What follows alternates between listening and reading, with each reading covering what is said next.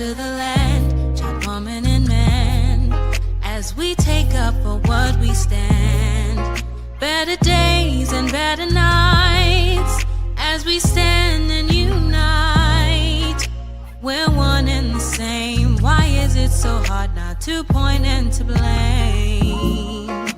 Better sheet, get our houses in order and we'll see the peace. There are steps that we must take if we wanna see. I see my people rising, no more stopping us. A couple billion acres across America, us. The peace rose for the sake of us. The sake of us, the sake of us. I see my people rising, no more stopping us. A couple billion acres across America, us. The peace rose for the sake of us. No more failing, telling, being beneath. What a beautiful moment, and a sight I can't wait to see. Even if I miss it, at least I wasn't part of the mission. Changing lives of men, women, and children. All glory goes to He that causes us all to be. Oh, and if they're thinking we can, we show them that just as long as we stand. A monument, we the people can't be broken as long as we stay focused. I see my people rising, no more stopping us. A couple billion acres across America, us. The peace rose for the sake of us. For the sake of us. I see my people rising, no more stopping us. A couple billion acres across America, us. The peace rose for the sake of us. I see my people rising, yeah.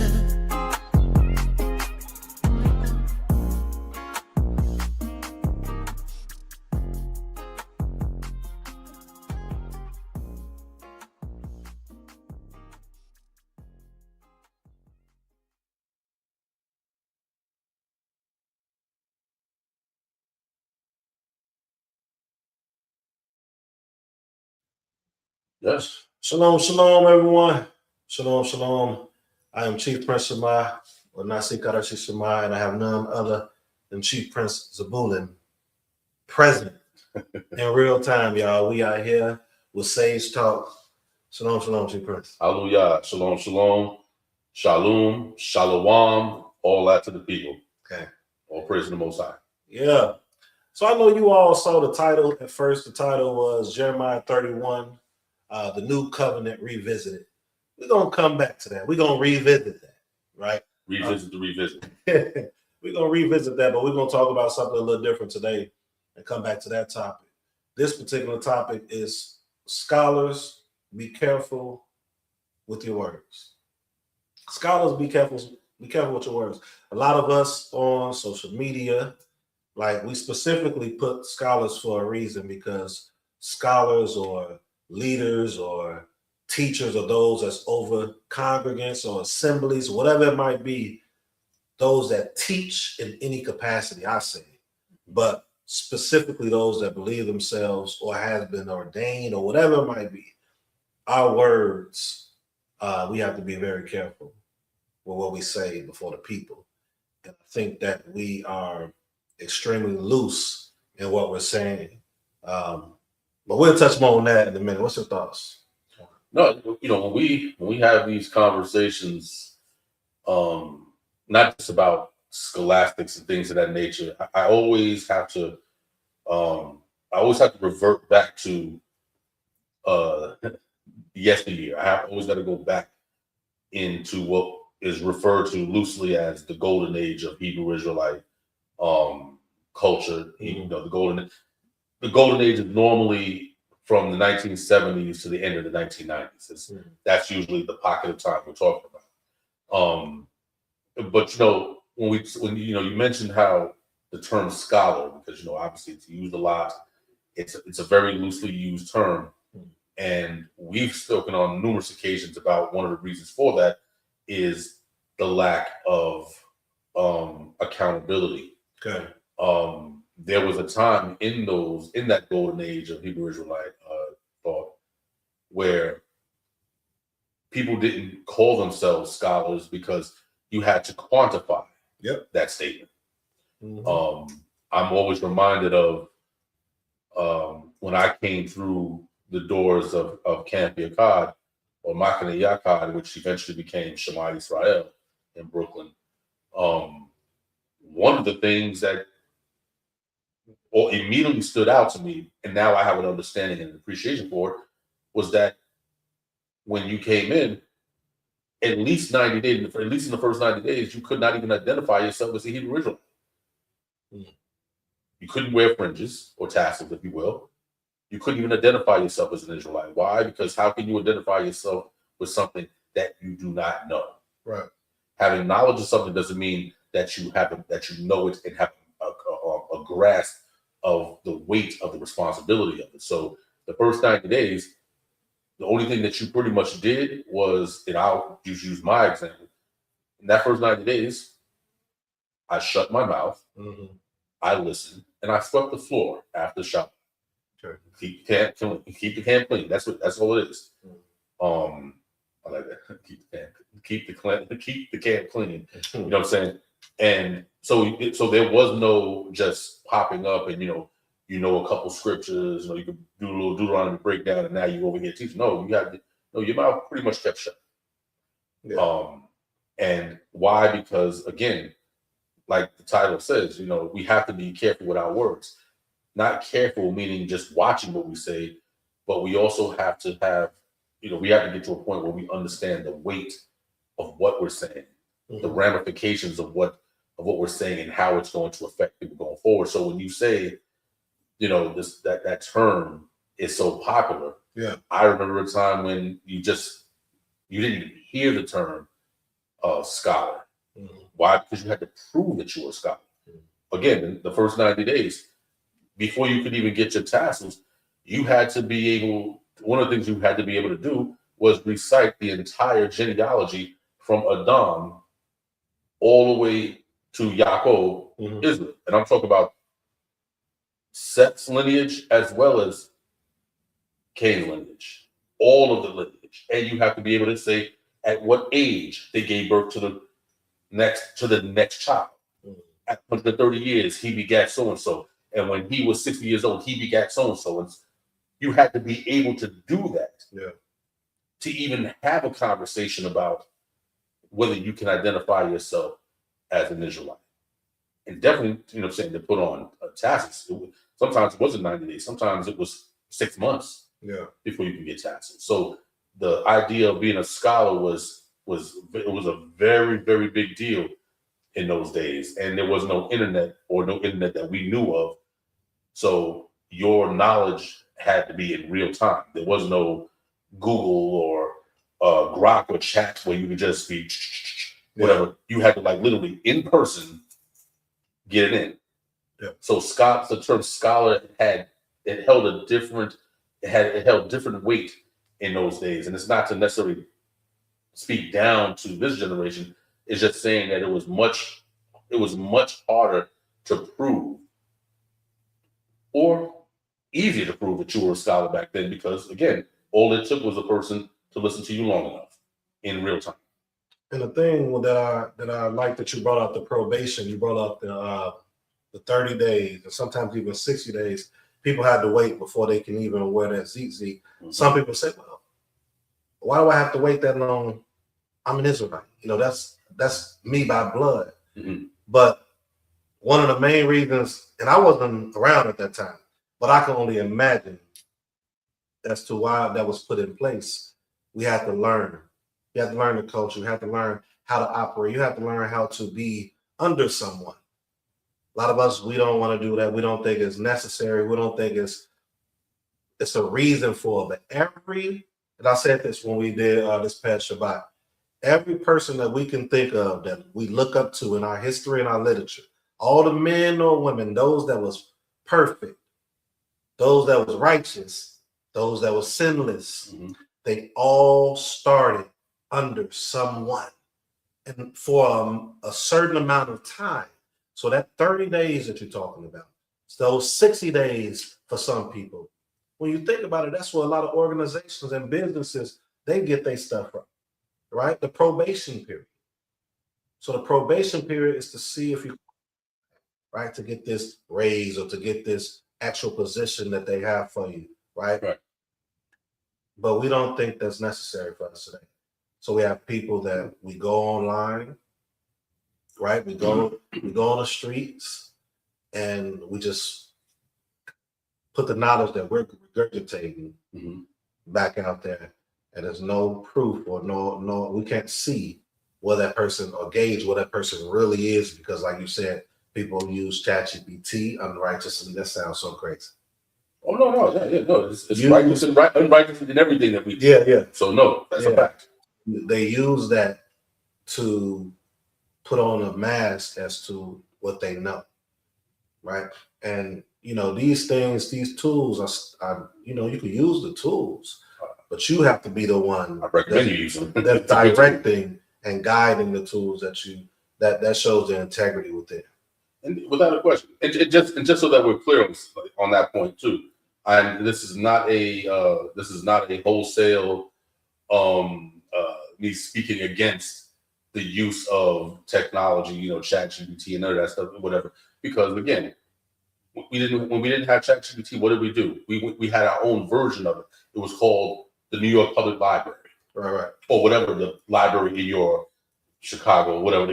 You went to the library and you did what? You said, okay, I need information on this, and that. And so you went to the catalog, look up, got the little cards. Oh, okay, it's in section so and so. Let me go pull that up. And you went through books. The only difference between ChatGPT and these programs now versus libraries is the amount of is the speed at which you're able to access the information. That's it. It's still external information. It's information that may have been somewhat in your mind, but in order to refine what you had and to build upon it more, you had to go to an outside source. So no, there's nothing wrong with using the tools as long as you are using the tools and not the tools using you.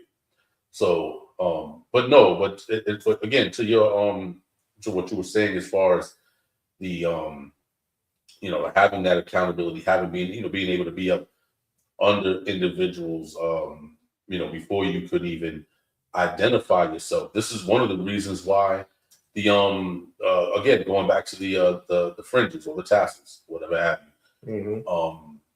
Because here's the thing: someone may say, like you said, well, if I'm an Israelite, why can't I read them? The scripture says that we're commanded to wear them, so why can't? Well, no, the scripture doesn't say to just wear it. It's not just an arbitrarily stated precept, if you will. Right. You know what I'm saying?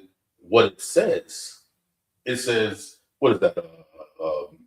Numbers, Bimidbar, Numbers 15, 38 through what's it, 40? 42? Where it says, Moses, speaking to the children of Israel and bid them that they wear fringes on the borders of their garments. And on the border, you shall put, on each fringe, you shall put a border of blue, and it shall be a fringe that you will look upon, and to remember that you're an Israelite?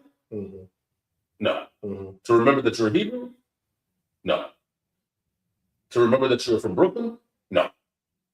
To remember to keep all of the words of this law.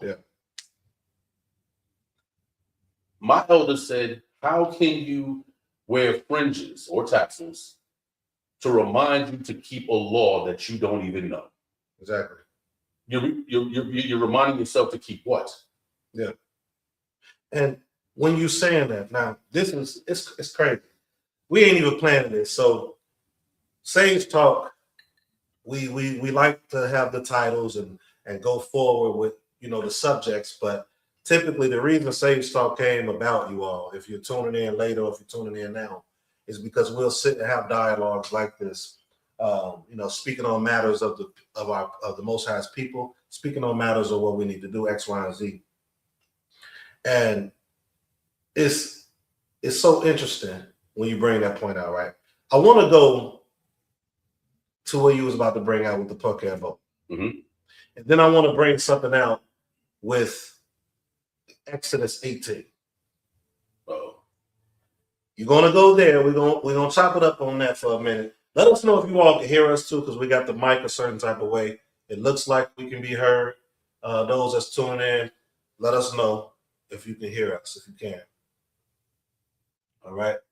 But yeah, whenever you're ready, I lost my train of thought where I was going with it, honestly, but this is gonna bring me back into it. So once you bring that what up, Exodus 18? yeah, I'm gonna no, not Exodus. I got that, but what I wanted to bring out as far as with this, but these all three of these are connected though. So yeah.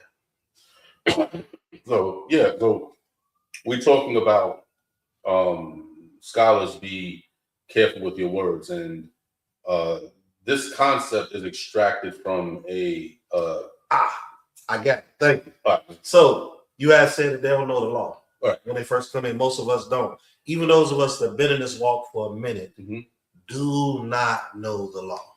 Right. Either that or we're ignoring it. And one of the biggest principles in the law is the words, preserving our words.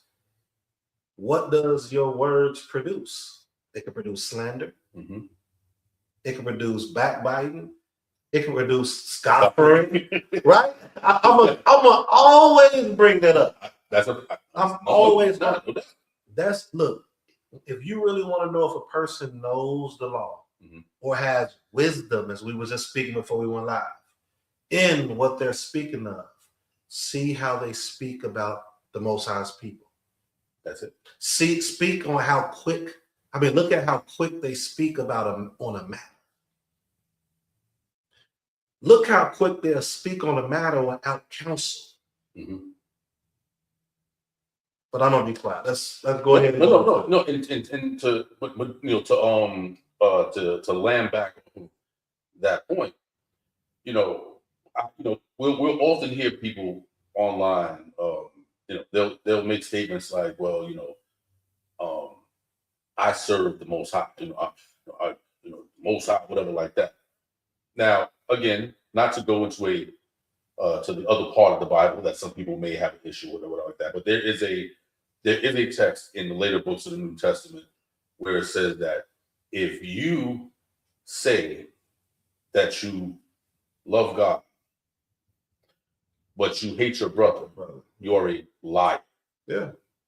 You can't possibly love God. Now, again, whatever the context in which the authors of that particular passage meant it, that's for those who believes in that part of it. That's for them to. And the Tanakh says, "Love your brother as you love yourself." That's very easy. No, absolutely. So we talk about the brother. We talk about people on Facebook and all that other stuff. But that means what?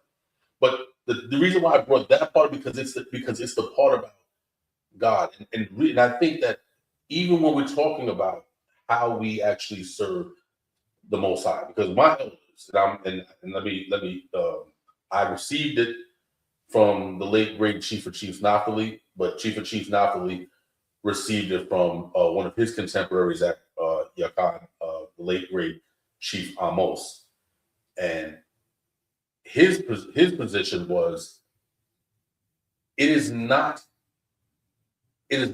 possible. I'm paraphrasing.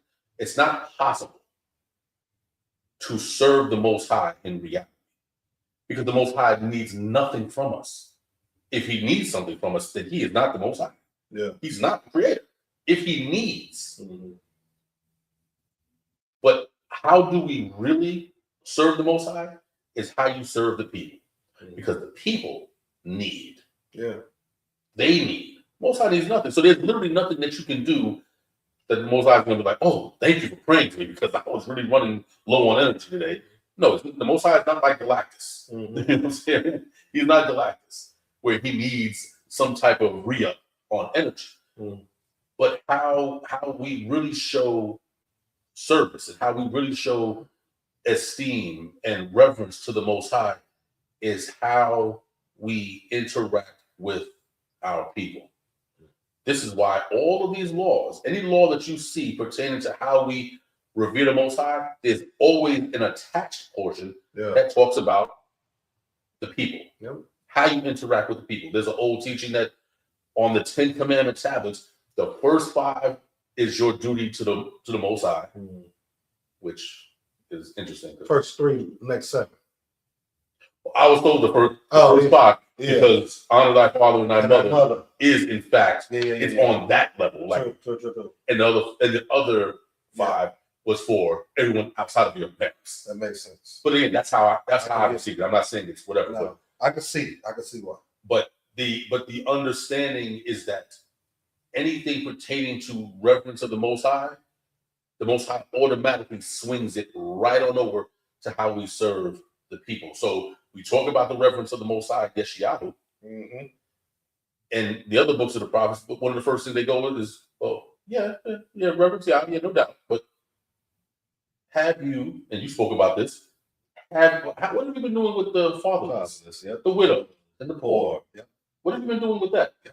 Oh, you've been oppressing them? You robbed the Most High. Yeah. In one of the best scriptures that people go to. One of the favorite scriptures that people go to. Let's bring it up. We're gonna do this tonight, man. Get the book. I'm gonna get the book. let me pull this up because I want to bring this up so we can see something. Mm-hmm.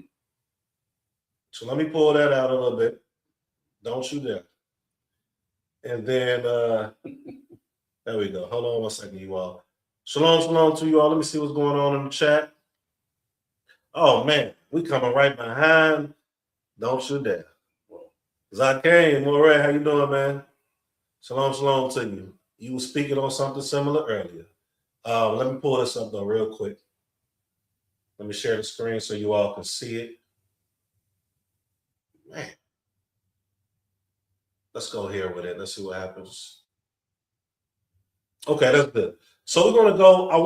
We're gonna come back to Exodus 18, you all, in a bit. We're gonna come back to Exodus 18. That's gonna be the third place that we go to. But we're gonna go to Isaiah. Man, don't throw nothing at me. Is it 50? 80? Sorry. Let me see if I'm right. I could be wrong. Don't judge me. Is this it? Yes, it is. You can't take the title away, man. Don't take it away from me. All right, you all. We're gonna do it right now. So, Chief Frisk was bringing something out about we always saying something about we serve the Most High. He even brought in the Hellenistic scriptures where it talks about loving God. I don't say God. We don't say God. But how can you love him but you hate your brother, right? And then we went into showing in the Tanakh. We see that it talks about serving, but then you go into some of the later prophets. I mean, even Jehoshua talks about it too, and Joshua talked about it too. For those that don't know Jehoshua, and the successor of, I always get successor and the predecessor, the successor of Moshe, right? He said, serve him in sincerity and in faithfulness. I don't know why I'm looking there when the camera's there, but I'm looking at this scripture right here. So. Right here, this is one of the favorite parts that people go to. Let me do this so we can see you all as well. All right. I think I can still slide up a little bit when I go here. There we go. So it says, cry aloud, right? Or cry loudly. Spare not, or do not hold back, this translation says. Raise your voice like a trumpet and declare to my people their wrongdoing and to the house of Yaakov their sins. So this is one of the most famous scriptures that we go to, right? And contextually, I don't think we're looking at it properly. Contextually, we're not looking at it properly. So today's topic, before I continue, because I don't want to lose sight on that, is scholars, be careful with your words. A lot of us believe ourselves to be scholars, and some people are scholars, but even they need to take heed to what we're talking about. We're going to read about it in a minute.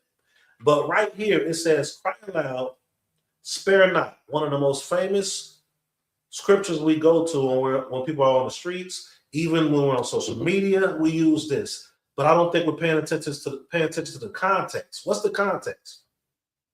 Isaiah is being told to bring this to the people, right? Mm-hmm. If you are, before you could be a person of telling people or not sparing their feelings and bringing this information to them like Isaiah did, you have to truly be serving the Supreme King or the Most High. You have to be truly serving the Supreme King or the Most High. I'm not about to go into lesson. We're supposed to be dialoguing right now. But I just say bring it out. So if you're slandering, I'm going to keep saying it. If you're scoffing, right, those that move alone, I'm not knocking you. I think that if you're moving alone, you're not keeping the Torah. I say that very respectfully, and please hear me clearly.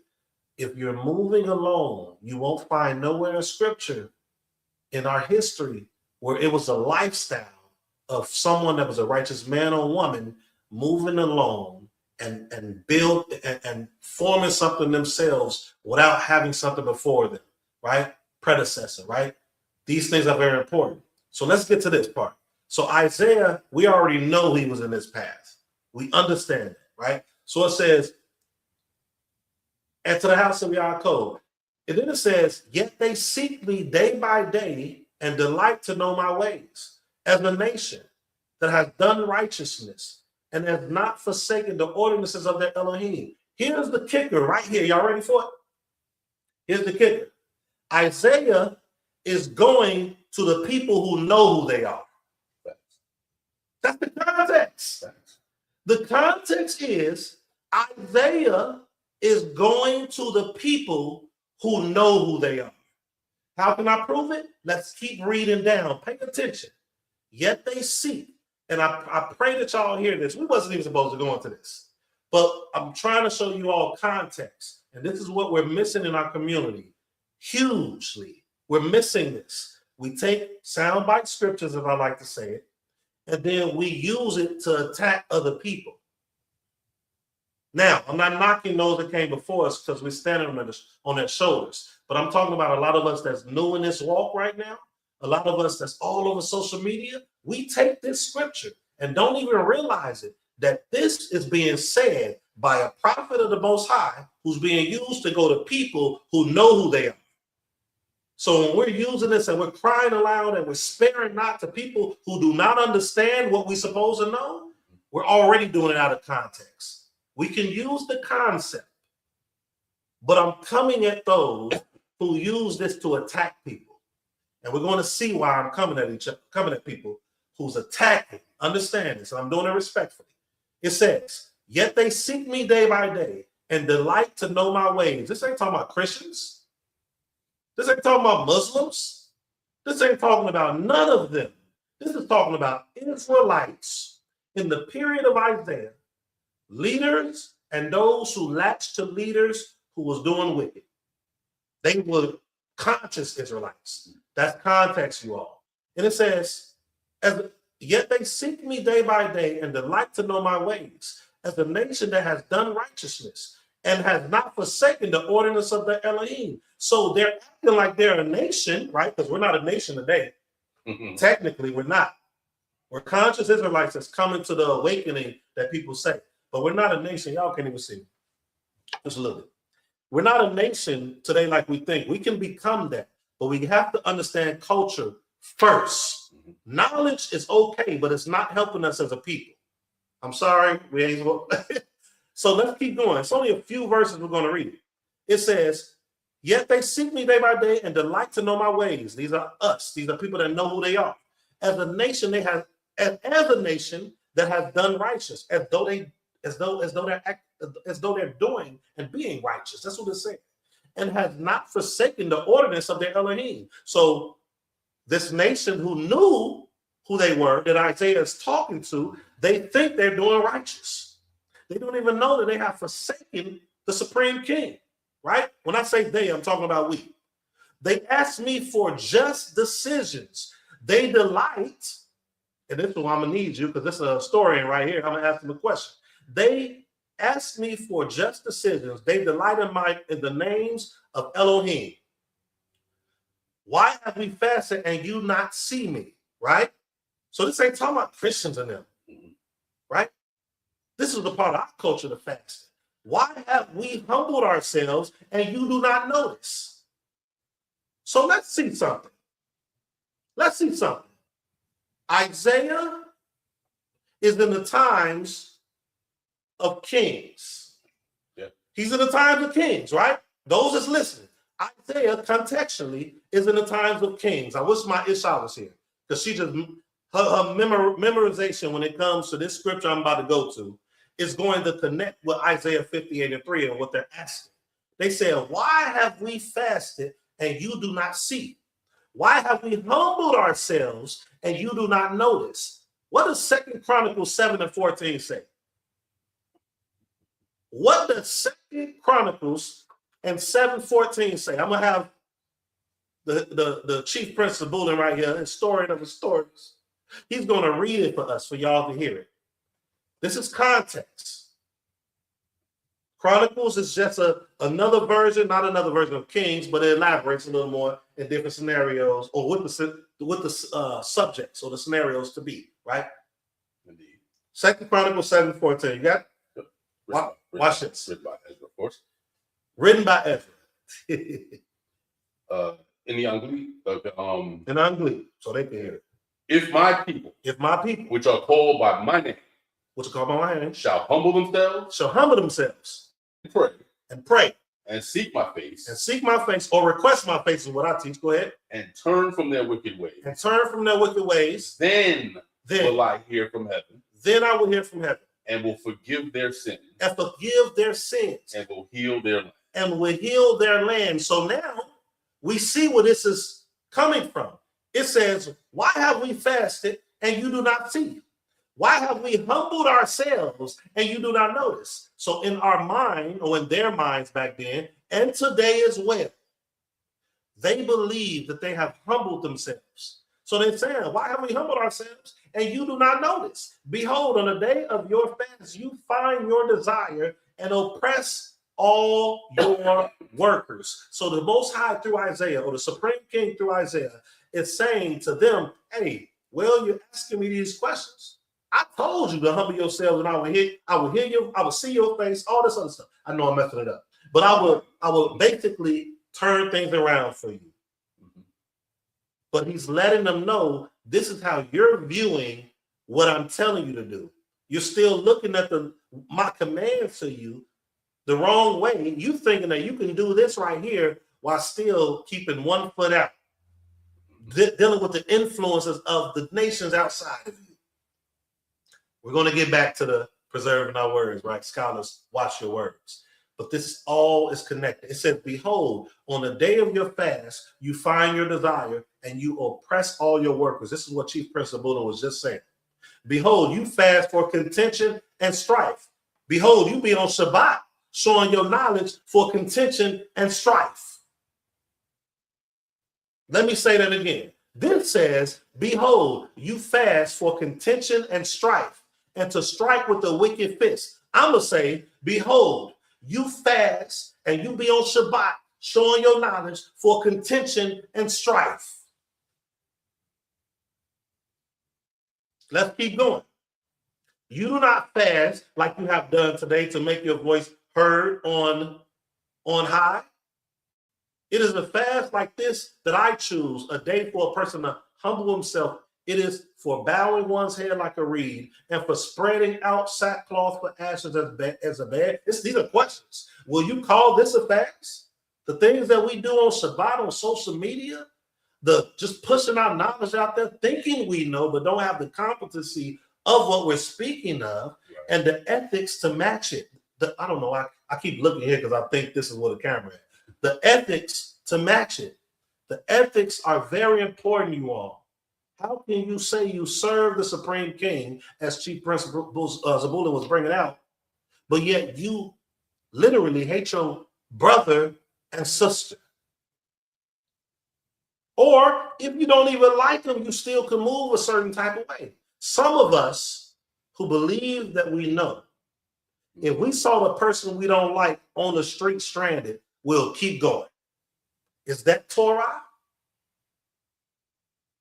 These things are important. We're going to get to the mix in 1 second. It says, will you call this a fast, even an acceptable day to the Supreme King? Is this not the fast that I choose? Here we go. To release the bonds of wickedness. We need to figure out what wickedness is. To undo the ropes of the yoke. and to let the oppressed go free and break every yoke. So is it not to break your bread with the hungry and bring the homeless poor into the house? When you see the naked, to cover him and not to hide yourself from your own flesh? So this, when we go with that cry aloud, we got to understand who he's speaking to. So he's not talking about people in the streets? No. The streets of New York, streets of Chicago, no? Okay. So I'm going to end it with that, right? We're going to come back to other things, but I just wanted to bring that out. And then we're going to go ahead and go into what you were bringing out, which is basically the topic of today. All right, scholars, be careful with your words. This still applies. Isaiah 58 still applies because we're speaking and we're believing that we are prophets and stuff like this, but yet we're not doing what the verses below was saying. We're doing this stuff for contention. There's so many more things. No, yeah. I mean, again, all throughout the Tanakh, we see all these references of being very careful with your words, being careful with the things that you speak, not only to determine whether or not it's true, but to determine what are going to be the effects of those who hear it. What are those effects going to be upon those who hear it? There's a lot of things that we may hear personally that may sound very good. It may be profitable to us. We're like, yeah, that works for me. How is it going to affect the lives of the individuals who we're giving it to? This is why, and we're going to get into why we have to be very careful. So I want to start off with a particular text that, a good bit of Israelites may not be fond of or may not be knowledgeable of, but it would behoove you if you are legitimately invested in the history of your people, in the development of the scriptures of our people and the writings of our people. If you're a scholar, it would behoove you to actually indulge in this literature.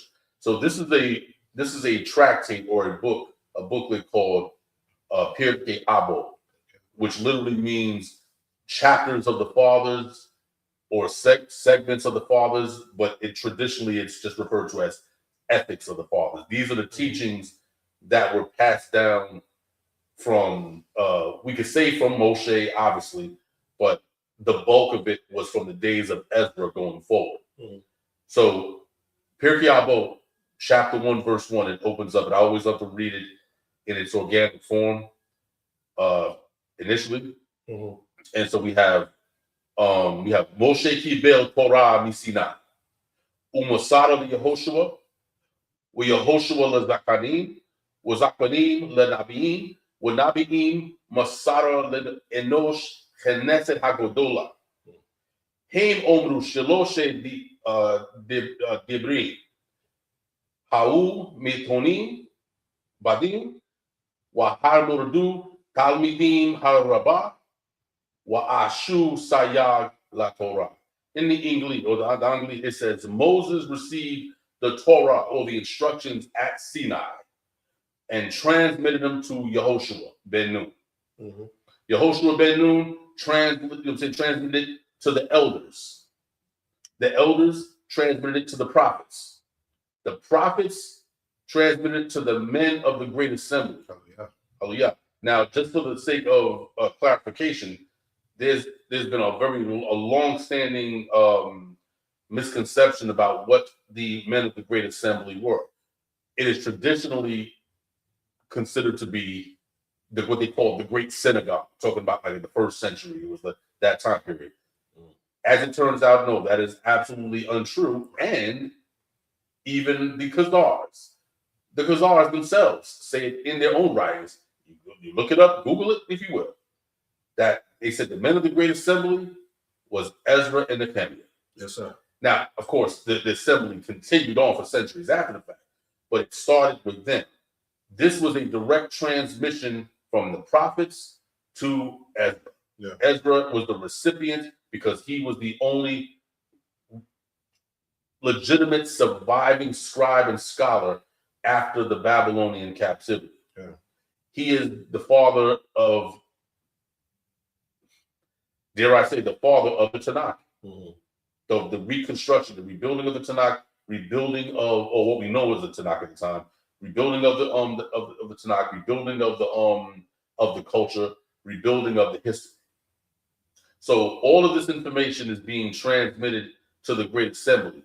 And so it says, they said 3 things. So according to the tradition, these are actual words that come directly from Ezra and Nehemiah. Mhm.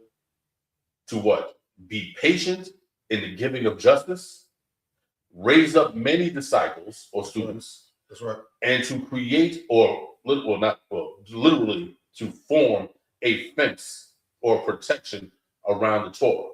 Yeah. Now, before we even get into anything, obviously, we've had these conversations, Adoni. Before we get into anything, understand what a fence around the Torah means. Wait, hold on one second. Oh, I'm so forgive me. no, sir. So I want to just address this really, really quick. Okay. Isaiah was still in the time of Babylon and every nation among themselves. I appreciate you if you still here, Michael Harris. I'm not sure who you are, but I truly appreciate you. I'm gonna be real brief when I say this. I just want you to read Isaiah 58 and verse 1. Isaiah 58 and verse 1 said, declare to my people their transgression, and to the house of Yaakov their sins. So contextually, this is only addressing Israel. This isn't addressing the surrounding nations. Contextually, he's letting you know who he's speaking to. And he's speaking to Israelites who know who they are. So hopefully, respectfully, I hope that you know I'm not attacking you. I'm just trying to bring context for the people and the listeners. I do agree with you that they were around these areas, but contextually, this is what it was being addressed to. Hallelujah. Hallelujah. So when we say to make a fence around the Torah, we understand this, but for the viewing and listening parties outside, understand that when the Babylonian captivity ended, there was a lot of confusion about the law and how the law would be kept. Mm-hmm. Because you're talking about 70 years. You're talking about 70 years from the beginning of a captivity among the people who are already not keeping law or were being half-stepping and not even considering the law. Okay. So there is at least a century of dysfunction when it comes to Torah law. Not just the law itself, but also the Torah principles. Ezra's understanding was that not only did the law have to be reinstituted in the hearts and the minds of the people, but also there had to be a fence created. We had to create a fence. We had to create a protection, because what was happening is if people know the law but don't know how to keep the law, then it's idolatry. Yeah. If you see a law that says do not boil a baby goat in its mother's milk. Yeah. If you don't understand why that's a law, like why that is even an issue, then you saying that I'm not going to eat a cheeseburger, you've missed the point. Yeah. And it's a form of idolatry because you are worshiping that which you know not. Yeah. So Ezra's whole point in all of this was to say, okay, we're going to reinstitute this law, but also we have to give the people an interpretation. We have to show the people how to actually break this law down and apply it in real time, in real life, no matter what the circumstances are in the external world. Okay. This is what Ezra was setting up as far as a fence. A fence is meant to what? Is to protect the integrity of the law. Because again, you cannot keep that which you don't know. Mm-hmm. Wow. Tying into the Nezakin and Yeah. Yakam. So this goes into verse 11 of the same tract, where it says, ironically, Abtalion was one of the teachers of Hillel the Great. Crazy. It says, Abtalion used to say, sages or wise men, be careful with your words, lest you incur the penalty of exile. Come on, man. Say that one more time, please. Sages, and not the things that you burn. Right. And who are the sages? Just for the listeners, who are sages? Scholars, right? Or even those in today, 2026, who believe themselves to be. If you put yourself as a scholar, this is talking to you as well. Right. If you feel that you are some great one, or even if you are a great one, because there are great ones in our community. Yes, sir. But whether you are a great one, or you're trying to be a great one, or you're faking fraud, whatever the case may be, this is for you. Sages or scholars, or the Hebrew hakamim, be careful with your words, lest you incur the penalty of exile and be carried off to a place of evil waters. And the disciples who follow you drink and die. And thus the name of Shemayim, the name of the Most High, becomes profane. Can you please explain that to them? Can we explain that to the listeners, how important that is? Because that sounds like for those that don't take it serious, for those of us that do not take it serious, or even to walk really serious, we just use it as a name. We just do things for name's sake, right? Right. For those that do take it serious, why is this important to understand? And we're going to get into something else after this, but why is it important to be careful with what we're saying? Because we live in a time, and I really don't like sounding like the old head, although technically I am now, but we live in a time in which anybody can say that they're a scholar and does not have to be accountable to that term. Yeah. And we spoke about this, I believe we spoke about this off camera, that there was a time prior to the advent of the internet, or at least the internet that we know of, that when you said that you were a scholar, if you even said it, because people didn't say that right, you had to prove it in real time. This wasn't a thing that was subject to opinion. It wasn't subject to your emotions. No, you had to show and prove that. And so obviously we're in a time where there is no real need to prove that we are in fact scholars. But here's the problem, is that when you're not careful with your words, it's not a matter of being right or wrong. You can be absolutely correct in what you're saying. But true scholars they're not so much concerned with what's being said, but more so about how is it going to affect the student. Right. Because something that might work for me at this particular time in my growth and development, it might be great. But to someone who's coming up, that same right information could kill them. Yes. Spiritually. Yes. It can throw them off so much that they lose faith in everything because they're not prepared to receive that level of information. That's right. That's right. There's a scripture, although it's not, the context is a little different, but it's been used metaphorically, Devarim or Deuteronomy 29:29, where it says, the secret things belong unto the Lord our God, but the things that are revealed belong unto us and to our children.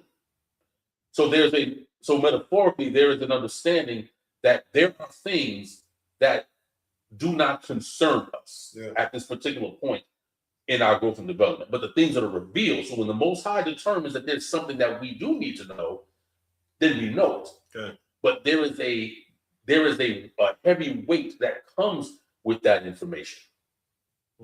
We understand that something that might be right and exact to us in this particular moment may be detrimental. Imagine you trying to take what you know now and pump it into a 5-year-old. Yeah. Now, our ego would say, yeah, well, my 5-year-olds know what I know. That sounds good for the cameras. Right. But in real time, that information can destroy that little boy or that little girl.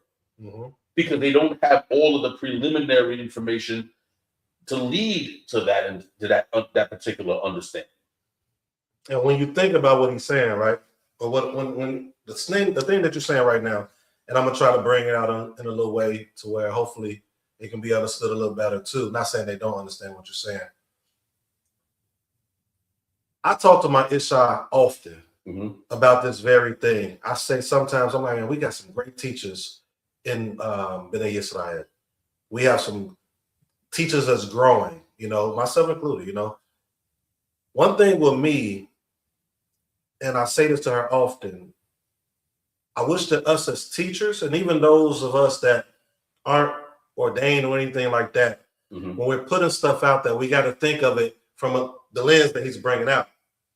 It's a lot of things that people don't know about what House of Balance Assembly or House of Balance Ministries, our take on things.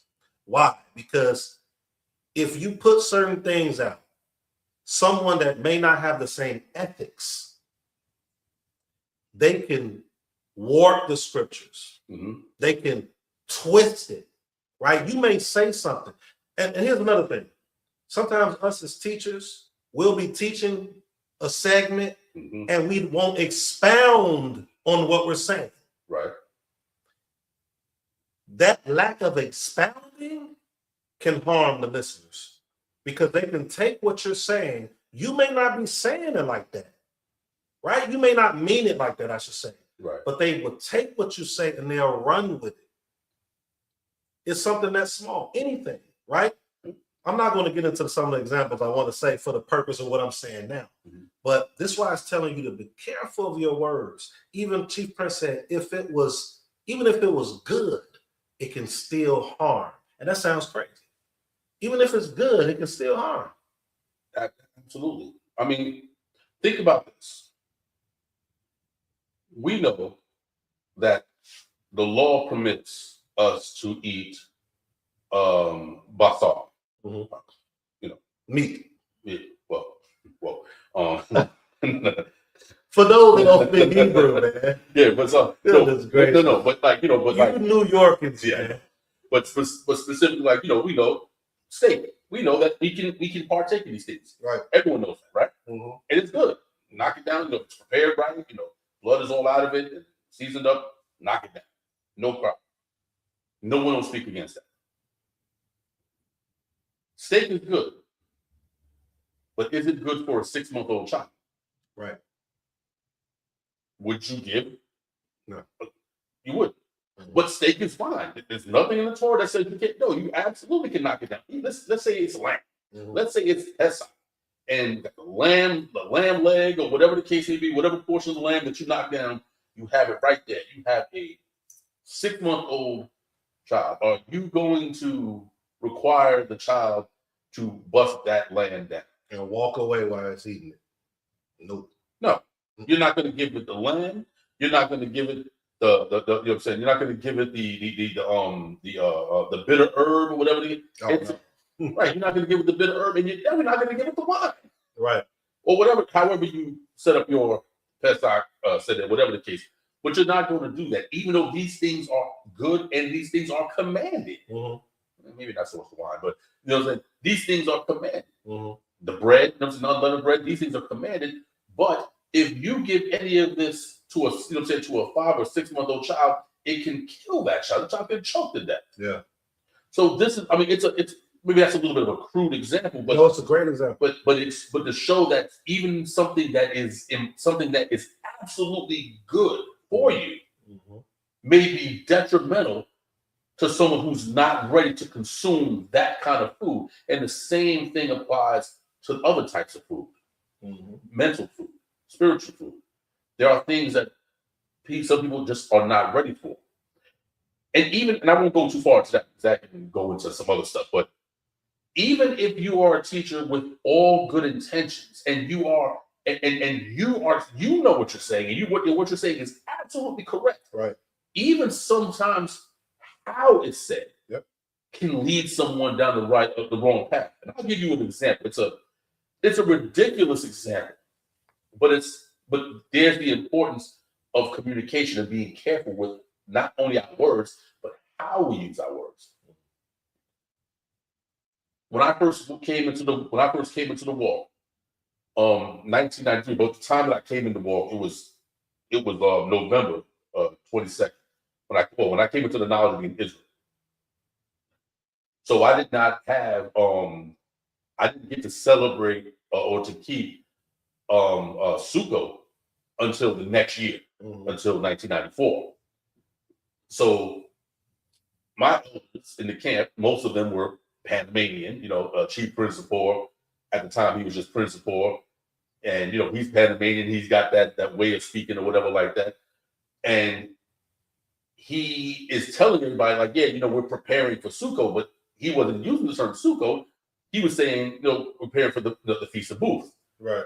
But because of the way Panamanians, and I think it's a Caribbean thing generally, but Panamanians specifically, the way they pronounce things, they drop the H off of booths, and they drop the H off, and it just becomes booths. So when he's saying this, and I'm new to this, me and it was brother Hebron and another brother that came into this world, he kind of introduced me. Another story, brother named Izzy. We all hearing this word, we thought he was saying the Feast of Boots. So we went out and bought brand new boots. I got a pair of Guess boots. The brothers got some. One brother got Timberlands. I think Izzy got. I think he might have got polo boots. We're thinking, oh wow, it's the Feast of Boots. so we pull up whatever like that, and we're thinking like, hey, what we think? You're like, what are you doing? Yeah. Like, it's the Feast of Boots. Yeah. Now, obviously, Chief Principal did not mean that. And obviously, there was no intention of conveying it that. But just from his way of speech, how I received it, and because I lacked knowledge, clearly, because I was clearly in the script, I'd be like, oh, the Feast of Booths. Oh, okay. Yeah. Cibolet, whatever. Yeah. But because I didn't know really. Yeah. And mix that with his pronunciation or his enunciation of the term, I'm literally like, oh man, I'm gonna get the brand new Guess boots. You know what I'm saying? Yeah, I'm thinking that's how we serve the most. Like this is how we serve the most high. Get some new boots. It's the most. We gotta laugh at that. I was definitely laughed at because I was holding to it like what the most high doesn't respect my boots. Right. It was the most ridiculous thing. I know that sounds ridiculous now. Yeah. Coming from me, but remember, this is 30-something years ago, and I didn't know a damn thing. Yeah. You know what I'm saying?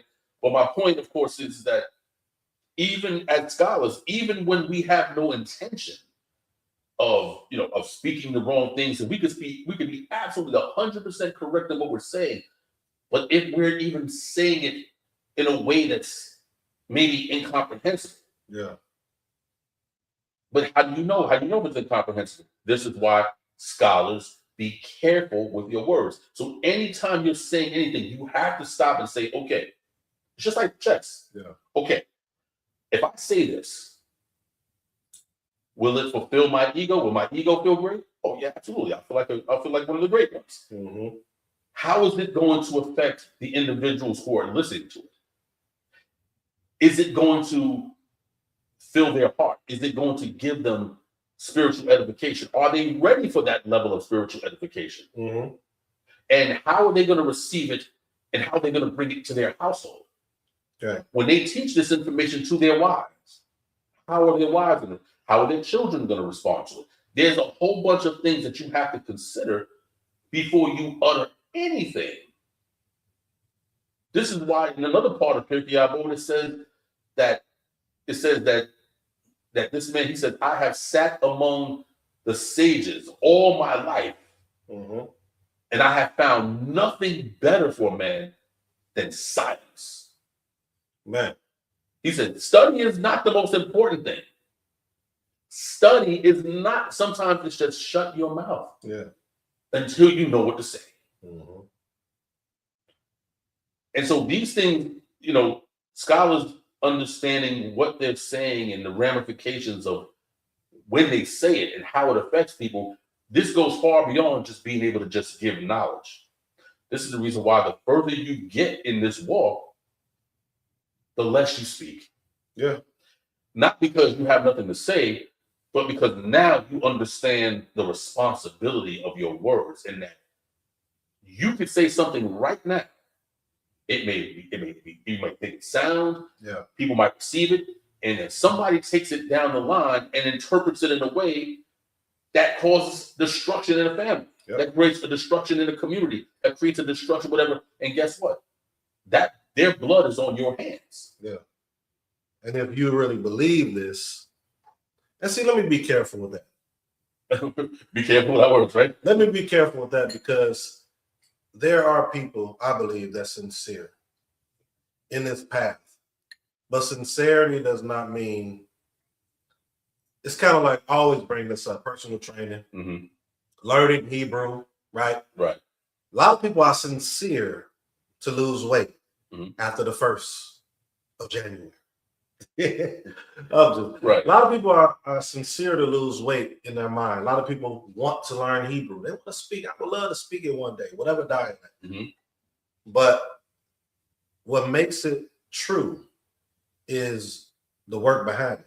So that's why I love the quote Yehoshua or Joshua ben Nun, because he says to serve the Most High in sincerity and faithfulness or consistency. Right. The consistency is the part that's going to get you to where you want to be. So I'm saying that for those, because at first I was about to say, you know, the different levels that we have in this walk is amazing. You just said once you get later in the walk, more in the years, and this isn't for everybody, because there's people that have been in it for 20, 30 years that still don't know how to preserve their words. They still don't know how to preserve. They still arguing. They still debating. It is 40-years, 50-years on social media in this path. But again, that's chronological age versus mental and spiritual age, right? I remember you told me this, and I'm saying this on purpose for those that's listening. Some people know who Shama is. Some people know who Hillel is. And you expressed it to me and brought it to my attention. I wasn't even aware of this.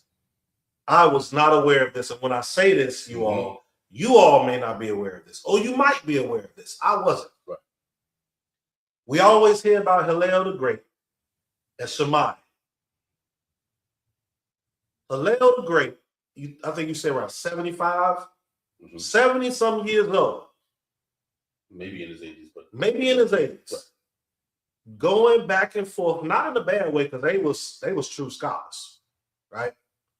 With a mid-20s to late 20s, right? Yeah. In his 20s. So Shammai in his 20s was even considered by Hillel to spend time going back and forth with a 20-year-old. His knowledge, his mental, his spirituality, what people say, was up there, right? So I don't think it's about age. I think it's mentally and spiritually, your age can be higher than what it is chronologically. But there's always exceptions to the rule. I believe Shammai was an exception. So that goes to this. I want to bring something out. And then you about to bring something? Oh, yeah, no, yeah. All right, so I'm going to bring something out really quick. Because I said there's an exception to the rule. But that still is culture. We can't remove culture just because of the exception. Everyone is not the exception. I always say this. And I just want to show something. Even though contextually, what we're about to bring out right now, what I'm about to bring out right now, is talking about a time where Moshe needed help. But I want to point something out in this really quickly. So this is a time, and I just brought this out before, but I'm bringing it again. This was a time when you already know when Moshe brought them out of Mitzrayim and all that good stuff, right? Let's just read this. Watch what he says. Watch what Jethro says to Moshe. And we read this in this walk. We read these things in this path, and I think we overlook these little nuggets. This is a nugget, right? Let's read it. So it says, and it came about the next day that Moshe sat to judge the people, and the people stood before Moshe from the morning until the evening. Now, when Moshe's father-in-law saw all that he was doing for the people, he said, "What is this thing that you are doing for the people? Why do you alone sit as a judge? And all the people stand before you morning until evening."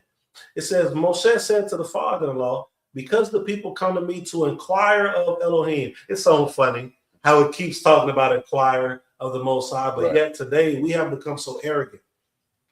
I'm going to always say this when this pops up. We have become so arrogant.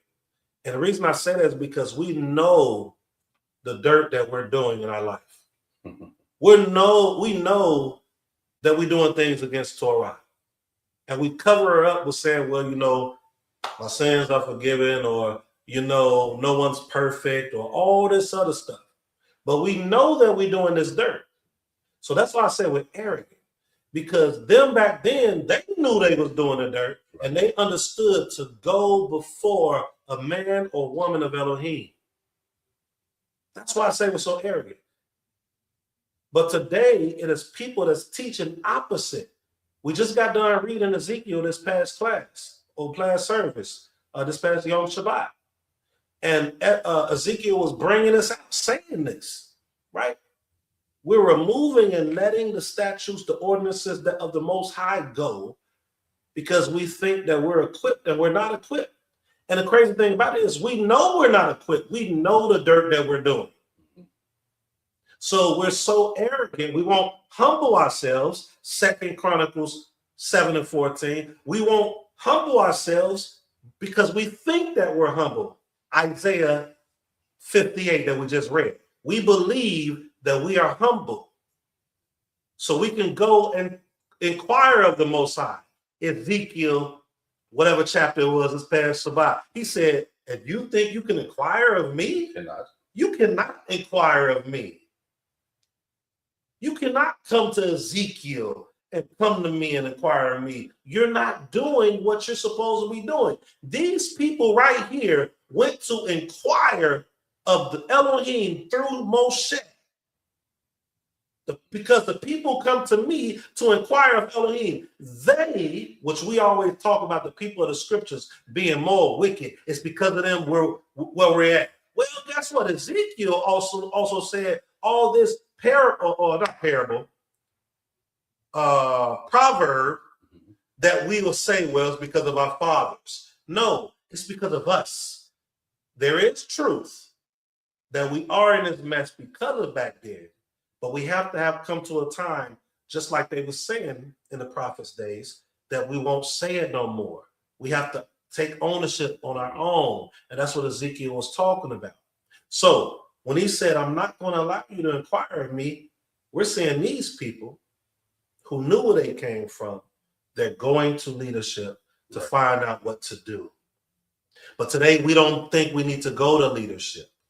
But that's okay. Let's keep reading. It says, Moshe said to his father-in-law, "Because the people come to me to inquire of Elohim. When they have a dispute, it comes to me. And I judge between someone and his neighbor and make known the statutes of Elohim and his laws." It's so crazy how everywhere I go and read, that word that comes first be statutes. That's another topic, though. That's another topic. Let's keep going. It says, Moshe's father-in-law then said to him, "The thing that you are doing is not good." Now watch what he says. I'm bringing this up for a reason. "You will surely wear out both yourself and these people who are with you, because the task is too heavy for you. You cannot do it alone." This is two lessons right here. Us as teachers, us as leaders, us who believe that this is where we are, we should not be doing it alone. We will wear ourselves out. We need to utilize those that are amongst us that can help facilitate. And they have to meet some requirements that we're about to read right now. Right? And for those of us that's not in assemblies that believe we're supposed to be moving by ourselves, which is totally against Torah, by the way. And I'm going to always stand on this. And I don't know if you ever heard anybody say it. But I'm telling you, if you move by yourself and you're purposely saying that you don't need no camp, no assembly, no leader, no elders, you're not keeping Torah. And I say that in love. All right? Let's keep going. It says, "This is too heavy for you. You cannot do it alone. Now listen to me. I will give you counsel. And Elohim be with you. You be the people's representative before Elohim, and you bring the dispute to Elohim. Then admonish them about the statutes and the laws, and make known to them the way in which they are to walk and the work they are to do, right? So there's work to do in this. A lot of us, we're just going off scripture, reading. It's idolatry. That sounds so crazy to most of us because we don't understand what that means. You're creating what it means to you without anyone guiding you. You believe that the Spirit is guiding you. And I keep telling y'all, what spirit? Is it the lying spirit that the Most High sends? Is it that spirit that tricked the first elder that said that the Most High don't trust his servants, but yet said that Eob was a servant and perfect? Right? What spirit is guiding you? Because if it was a spirit guiding us, when we say that, the Spirit will let you know, let us know that we're supposed to move together and we should have order. But let's keep going. It says, then admonish them about the statutes and the laws and make known to them the way in which they are to walk and the work they are to do. What's the work that you are to do? If you're by yourself, what is the work that you're supposed to do? Let's keep reading. It says, furthermore, you shall select out of all the people able men who fear Elohim. Right. Well, I fear Elohim. I fear the Supreme King. I fear the Most High. There are some things that lets us know if you fear. Men of truth, those who hate dishonest gain, and you shall place these over them as leaders of thousands, of hundreds, of fifties, of tens. Right? I'm not going to read all this. I want to see if there's anything. So yes, these are certain things that we have to do. Right? So if we are someone that is on social media, out here bringing things out to the people, we have to make sure our lives are in alignment. So fearing Elohim, we need to focus on what that means. And one of the greatest things about fearing Elohim is being silent, listening. Right? So with that, I yield on that. I just wanted to bring that part up. No, because to jump on that right there, Paul. Let's pull up Sirach chapter 20. Yeah. It's funny how you went in that direction, and I was going in the same direction, but from a different book. All right, give me 1 second. I'm gonna bring it up because I don't have it on there, but I could pull it up on this way. Yeah, that's where you're going. Yeah, I know. Sirach. What's Sirach? Let me see what happens if I click that. It is, there it is right there. You said Sirach 20, right? Yep. It should be 20 because of course it might be a little different in the on Safari, different, but yeah, We'll find it though. No, yeah, you're on because the verses are different in in the Hebrew, but yeah. So we're gonna start. We're gonna start at 26 through 28. No. I said chapter 20. Yeah, first 5 through 8. It's like 5 through 8. Yeah, I'm getting a little ahead of myself here. Let me pull it up real quick. Yep, Book of Sirach, one of the first great writings of the people that became known as the Pharisees. Just wanted to insert that. You said verse what? Verse 5 through 8. Let me make sure that people can see it. Oh, okay, you all can see it. Good. Give me a second. All right, 5 through 8. And it says, some people keep silent and are found to be wise, while others are detested for being talkative. Some people keep silent because they have nothing to say, while others keep silent because they know when to speak. And that last line, because of course we understand the rest of the verse, but that last line, others keep silent because they know the proper time. They know when it's right to speak a certain thing. And this is going right back into social media and some of the issues. And I try not to, now in my older years now, I try not to harp too much on the negatives going on around people, whatever like that. Because again, it can be it can be stressful. And I don't mean because I mean for our own mental and physical health. Yeah. Stress us out. But we find that, and I think you said it best in our previous conversations about people having the need, this incessant need to get to the newest doctrine. Like, what's the new thing? Who's he speaking? Was it us? Probably so. We talk about a lot. Like, yeah, it's like they have to be able to speak about the newest doctrine. Like, what is the absolute? What's the new thing to jump whatever like that? It's not even about truth, and truth has kind of lost its meaning nowadays. We really don't know what it is anymore. But the idea of truth is not even the point anymore. Now it's who can beat who to the punch of the newest doctrine. Yeah. And what's now happening is that a lot of the things that we're seeing on Facebook, these things are not even, forget about being peer reviewed. Right. These things are not even being reviewed by the person speaking it. Mm-hmm. We grab it and post. Right. We have to get to a point, where, because we understand the ramifications of our words, because our words will outlive us. Mm-hmm. We will return to the earth at some point. It's going to happen. But your words and how your words move people, whether it's for good or for bad, those things are eternal. Think about how right now we are still reveling in poetic praises written by King Dawid. Mm-hmm. 3,000 years ago. Yeah.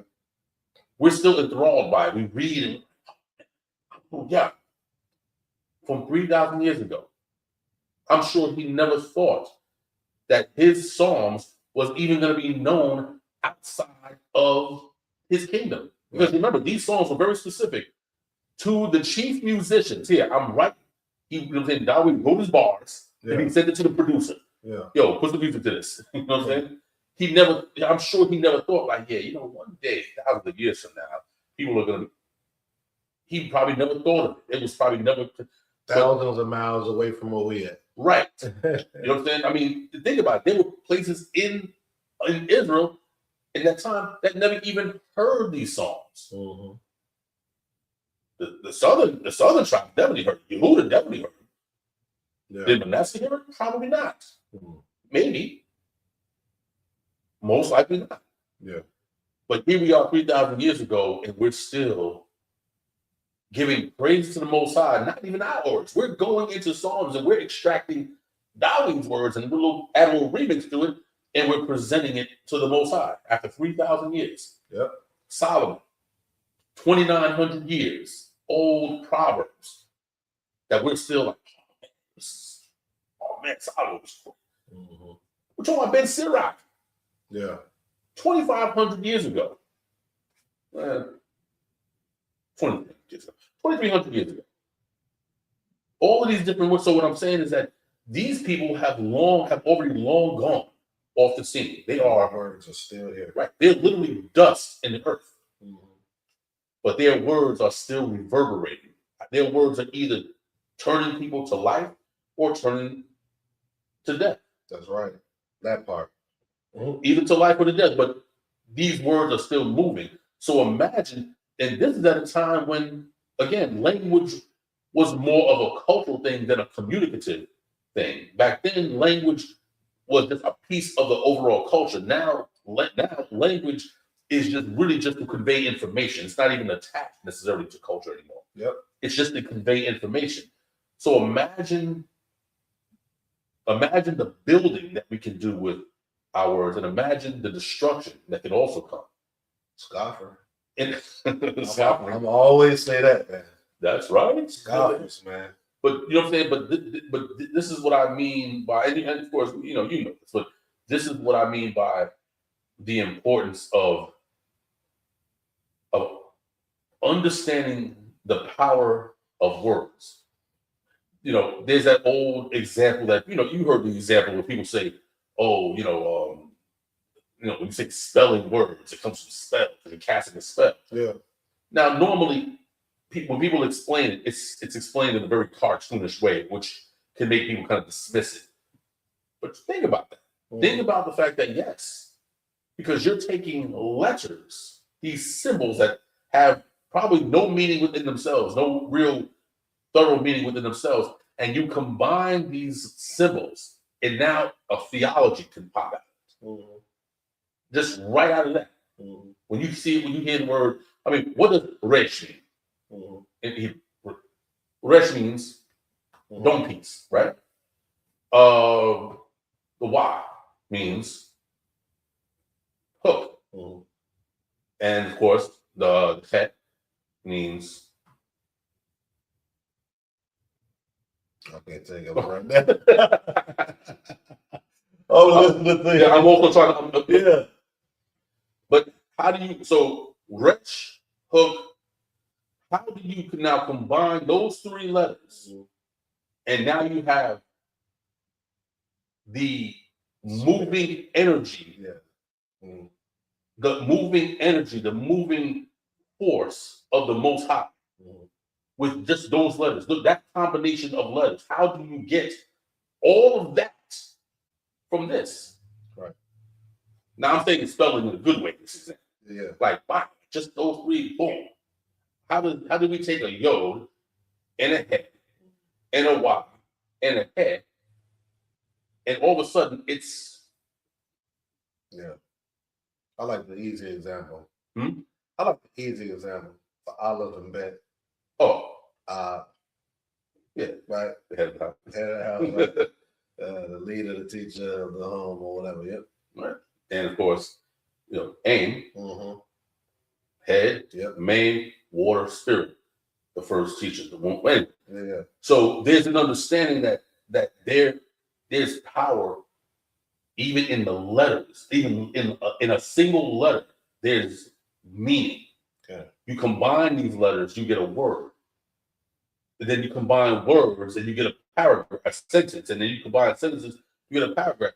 And next thing you know, I mean, so imagine how much spelling or how much movement is happening in a Tanakh or in a Bible. Scholars, be careful with your words. Think about how much damage you can do with much speaking. Yeah.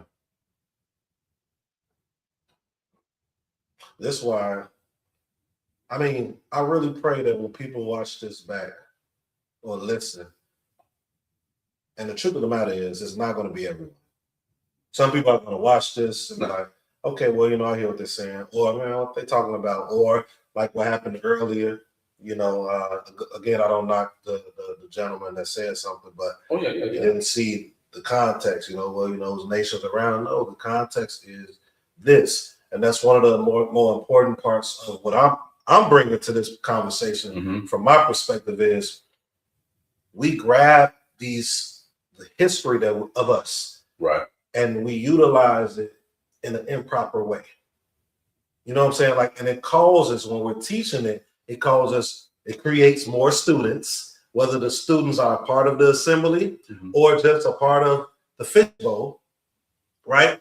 And then they continue to build more students of misinformation that's harming our people more, right? So, this isn't to say that don't do what you believe that the Supreme King is telling you to do as a leader, as a teacher, but there are steps. If you are moving, we can read stuff like with Ezra. We can read stuff like with Korah and Moshe and all these different scenarios where the leadership was coming into play. These leaders were put in position. These teachers was put in position. And we could see they came from something. And we could see those that thought themselves to be that was removed. Right.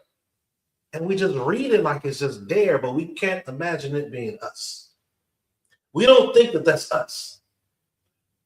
Right? We do not. I'm going to let you go right now. Oh, no. But we don't think that it's literally talking about us today. Those of us that are moving on our own, those of us that are leaders, or teachers that we have created and made ourselves that when we can read a story about Ezra and then to say, well, where's your registry? Yeah. Where's your pedigree? And this isn't to say, well, someone that has the pedigree is greater. Nope. Because some of these individuals in our past and today have pedigrees and they was wicked. Right. So I would ask and throw in there, where's your pedigree and where's the proof of your ethics in the last 3 years? Right. How are you in the last 3 years? What's the consistency of the positive and the negative? Right. How did you overcome the negative, and what was the negative that you did? Like, these things are important. We got leaders. We got those as teachers. I mean, those as putting themselves in the position of teachers on social media. I keep saying it because that's what people are watching us from. And then there are people that's making themselves leaders from leaving Christianity. I'm not knocking you because you may be a great leader, but there's a lot of bad teachers and leaders out there that's harming the people and don't know that they are. Their intent is okay, but intent does not mean anything if it's not competent. And even your ethics are there. This stuff is important, and this is why we're destroying the people. Like, there are people falling off because of the things that you're saying. Preserve your words, right? So, but this, this is the reason why. Again, among other reasons, but this is why, as time has gone on, why I have a tendency to speak less, especially on social media. And the reason why is because it's very difficult, especially in just typed posts, is that there's so much nuance that's missing when you're writing something as opposed to conveying it. But I've become more so careful because I think introspectively a lot. One of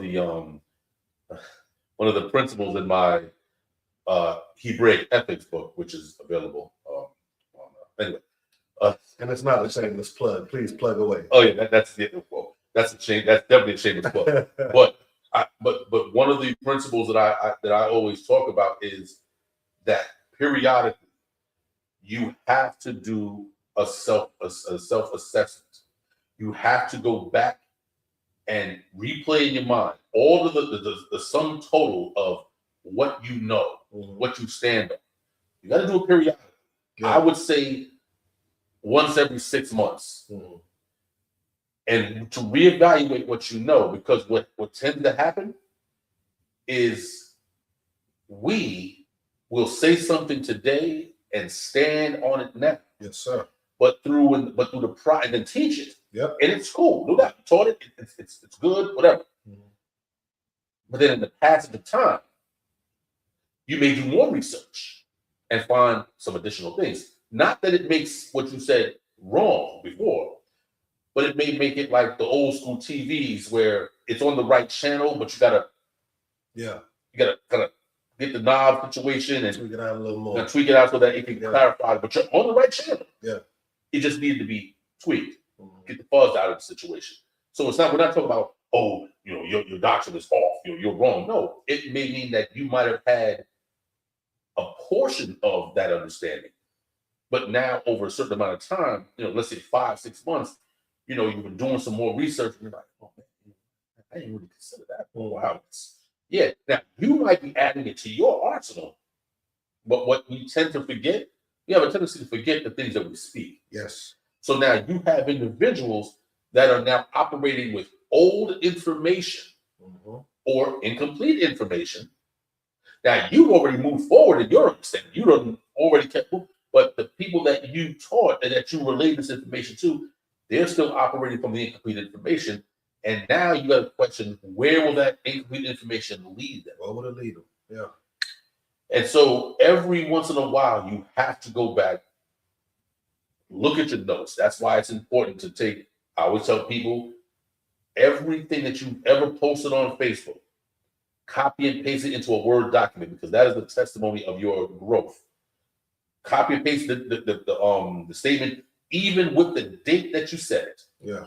So I copy this. Okay, this was said on July, blah, blah, blah, of 2023, whatever. Boom. So I can go back and say, okay, well, back then, yeah, I said that. Yeah, I don't really stand on that too much like that anymore, or whatever. But what this does is that it helps keep you accountable to your work, because now you have to live with this stuff. Yeah. And I will tell you another thing, the dangerous thing about writing books is that you canonize your thoughts. Mm-hmm. You can't run from your thoughts now because they're in black and white. So if you said something that was off the wall at one point, or not even off the wall, let me take it back. That sounds. If you said something that made sense for the time, but it's no longer valid now, you have to deal with that and say, well, I didn't say it. Yeah. Because it's right there. Yeah. And then, I mean, the beautiful thing too, and then it lets you know not who you were and who you are at that moment, but how do you approach that, right? Because a lot of us as teachers, we won't go before and say, well, you know, I was wrong at this. You know, you won't come because you don't want to sound like you're not wise, not knowing that you show your wisdom, your character, your integrity, your growth in admitting that, hey, I don't know everything, or I may not know this, or I'll get back to you. Right. A lot of us do not do that at all. Right. You know, a lot of us don't do that. And for those that do that, I don't like saying do that. For those that do that, all praises to the Supreme King for those of you that's doing that. Those that don't, you have to change that. You know, I remember I wrote, well, Chief Prince was actually the one that encouraged me to keep some of my older books. You know, I've written a few books, but one of the things that I love about that is I noticed that all the way since 2015, 16, that whole blameless thing that I'm always teaching, that perfect thing I'm always teaching, I actually wrote a book called The Road to Being Blameless. Right? You know what I'm saying? So, which I have in my book collection. All praise to the Supreme King. So it's like, okay, what's the point of me saying that?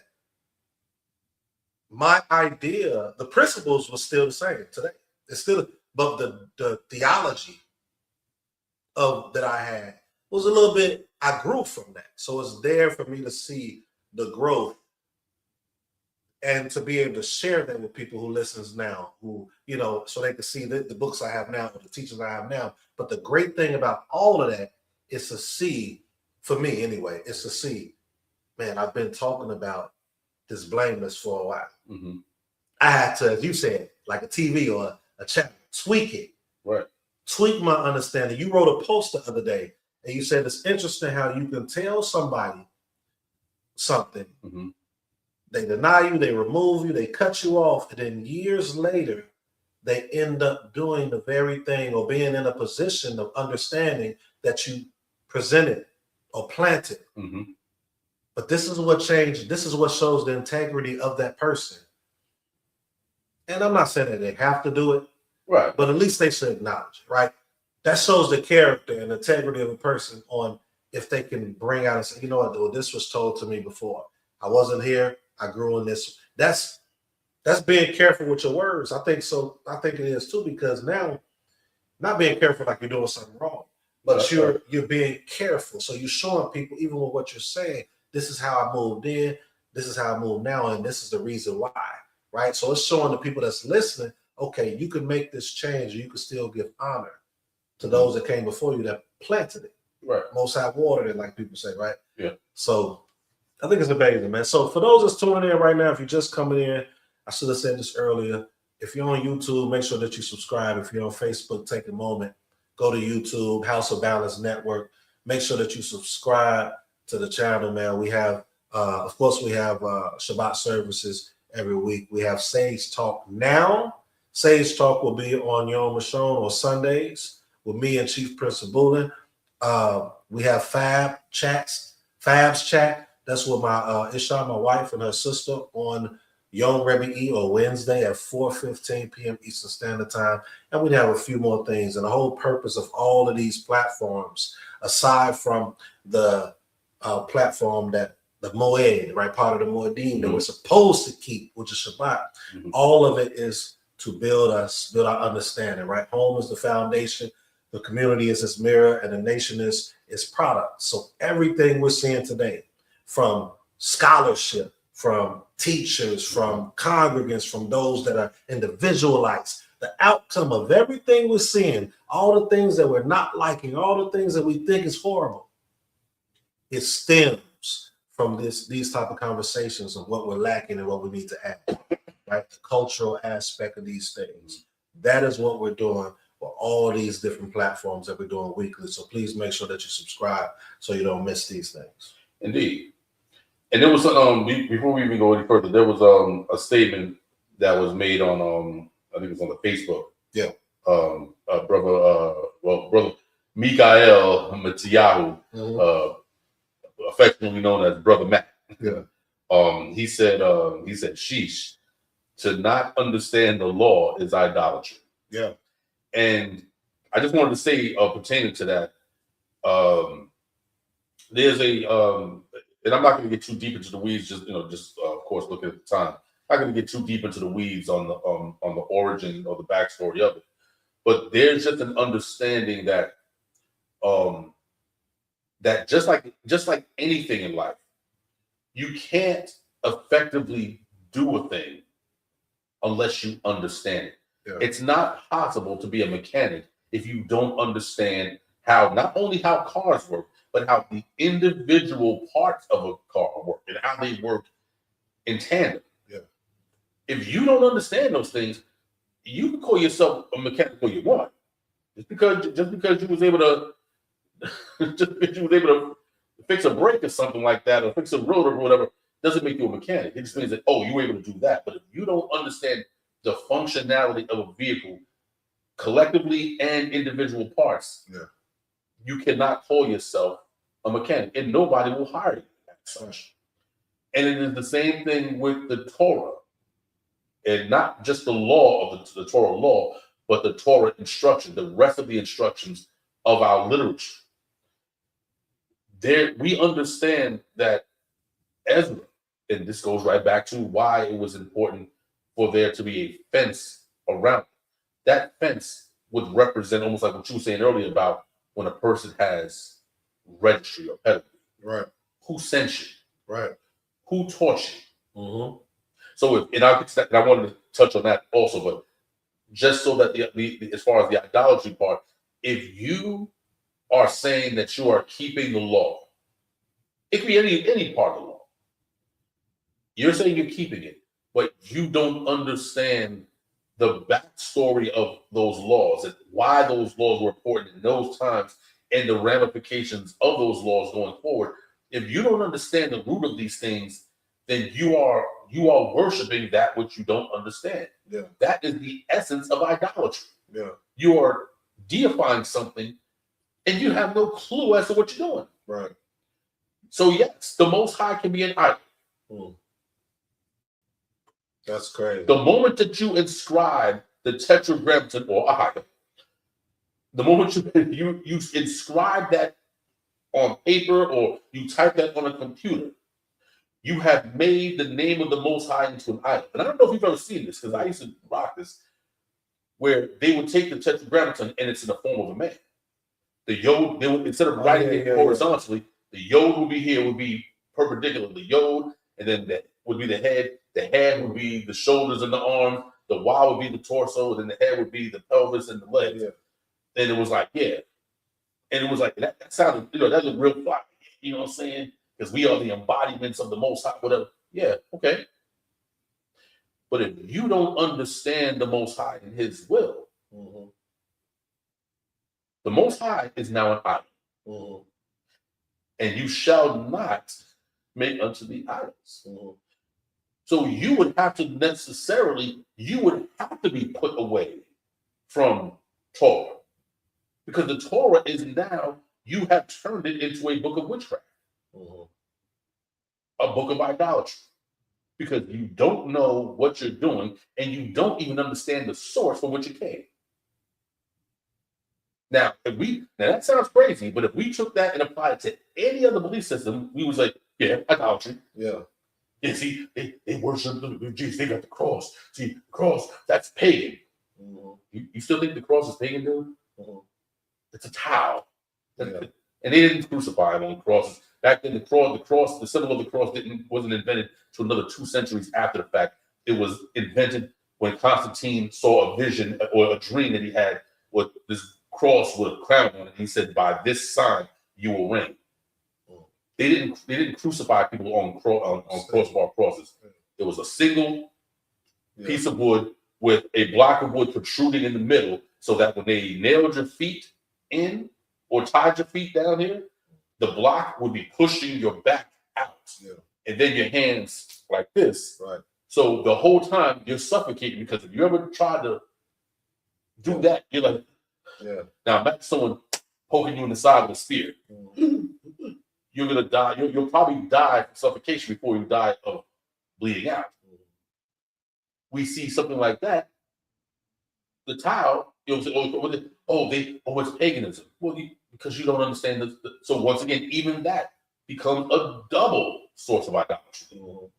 So it's very possible to make the Most High into a graven image and an idol, just from our lack of understanding and the things that we utter in that ignorance. And this is why our fathers, again, the ethics of the fathers, the reason why they began to understand. Centuries went by, and from the days of Ezra, and going down to the Apocryphal, the days of the Apocrypha, and then the days of developing the Mishnah, you begin to see that these Hakamim, these sages, they began to speak less and less, because they're like, you know what? Maybe we shouldn't even pronounce the name of the Most High. Let's not even play it. Should we even mention that name? Yeah. Because we're probably gonna say some off the wall nonsense anyway. And people do that today. You know, I know that scripturally, or in the Tanakh, we often see that they give him reverence and praise and speaking or writing out the Most High's name and stuff like that. Absolutely. But as you had stated, as they got further and further, and we attribute that to the Jewish people. Right. We attribute that to them, which I don't think that it goes to them. It's just that we believe it for the lack of knowledge that we have. They weren't even on the scene. They weren't on the scene at all. They were from the statements of them. You're talking at least 6 centuries later that they would come. They're not nowhere even in the conversation of the Mishnah. Right. So we first of all, we think that the Mishnah is about them, and it's not. Right. But back to your concept. Think of today. How many people always say Yah, Yahuwah, Yehovah, Yahweh, and in the very same breath, they're saying something that is DAMNING about their so-called brother, sister, all these different things. But we just said what we believe the Most High's name to be in the same sentence, and not even a sentence later, we saying some crazy mess. Indeed. In this very same breath, or we're doing X, like, we're wearing ZZ and wearing stuff like this, and we're doing crazy things, right? You know what I'm saying? So I see where that comes from. I can understand it. I get it. No, without a question. Now again, we understand. Right. He said, finally, someone said it. The intellectuals, the sages, were us. That's a fact. I mean, history shows that. And if we don't understand it, then we just lack. Well, we don't really like history, so yeah, that's the problem. We let history go, and we go off of. We have created our own. We have idolized ourselves in what we believe the text to say, without any information, without any history, without any context, without any guidance. Because the spirit.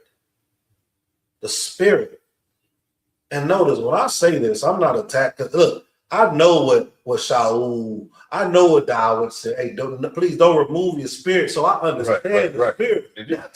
Indeed.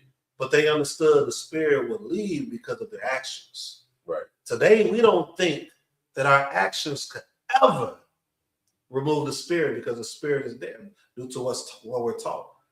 The spirit, I'm going to say it. If ain't nobody else going to say it, I'm going to say it right now. That's right. Or should I just be careful with my words. Well, that's the thing.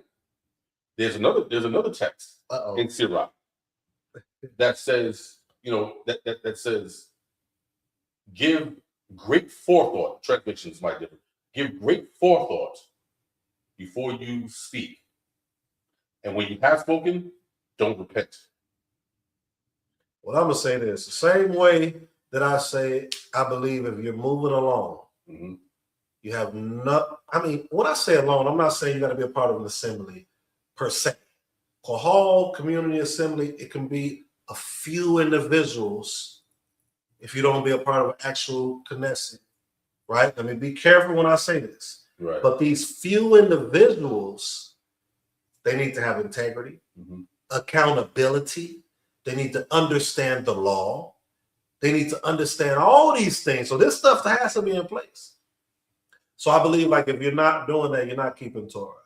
Not if you even if you say you are, it's impossible that you're keeping Torah from a community standpoint, right? I made sure I said it on purpose because people say, "Well, the priest's not," But dang, I forgot my train of thought. What I was about to say as far as that. What did you say before I just brought that up? No. We were reading. You were reading the brother.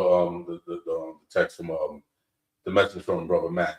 So the sages were us. Man, I forgot. Well, let me not say it. Okay, I know his brother Matt, but respectfully, for his namesake, the brother Mikael Mattiyahu, give respect to his name. Man, it was a great point I was about to say too. So the Torah part, you're moving along, you're not keeping Torah. The spirit. The spirit. If you are not, and how some people say, "Oh, thank you." Well, bring it back to I'm not gonna say that. And I don't knock people to say that. I get that. Right. But if you're not being obedient, right? And that's kind of broad. So let's make it clear.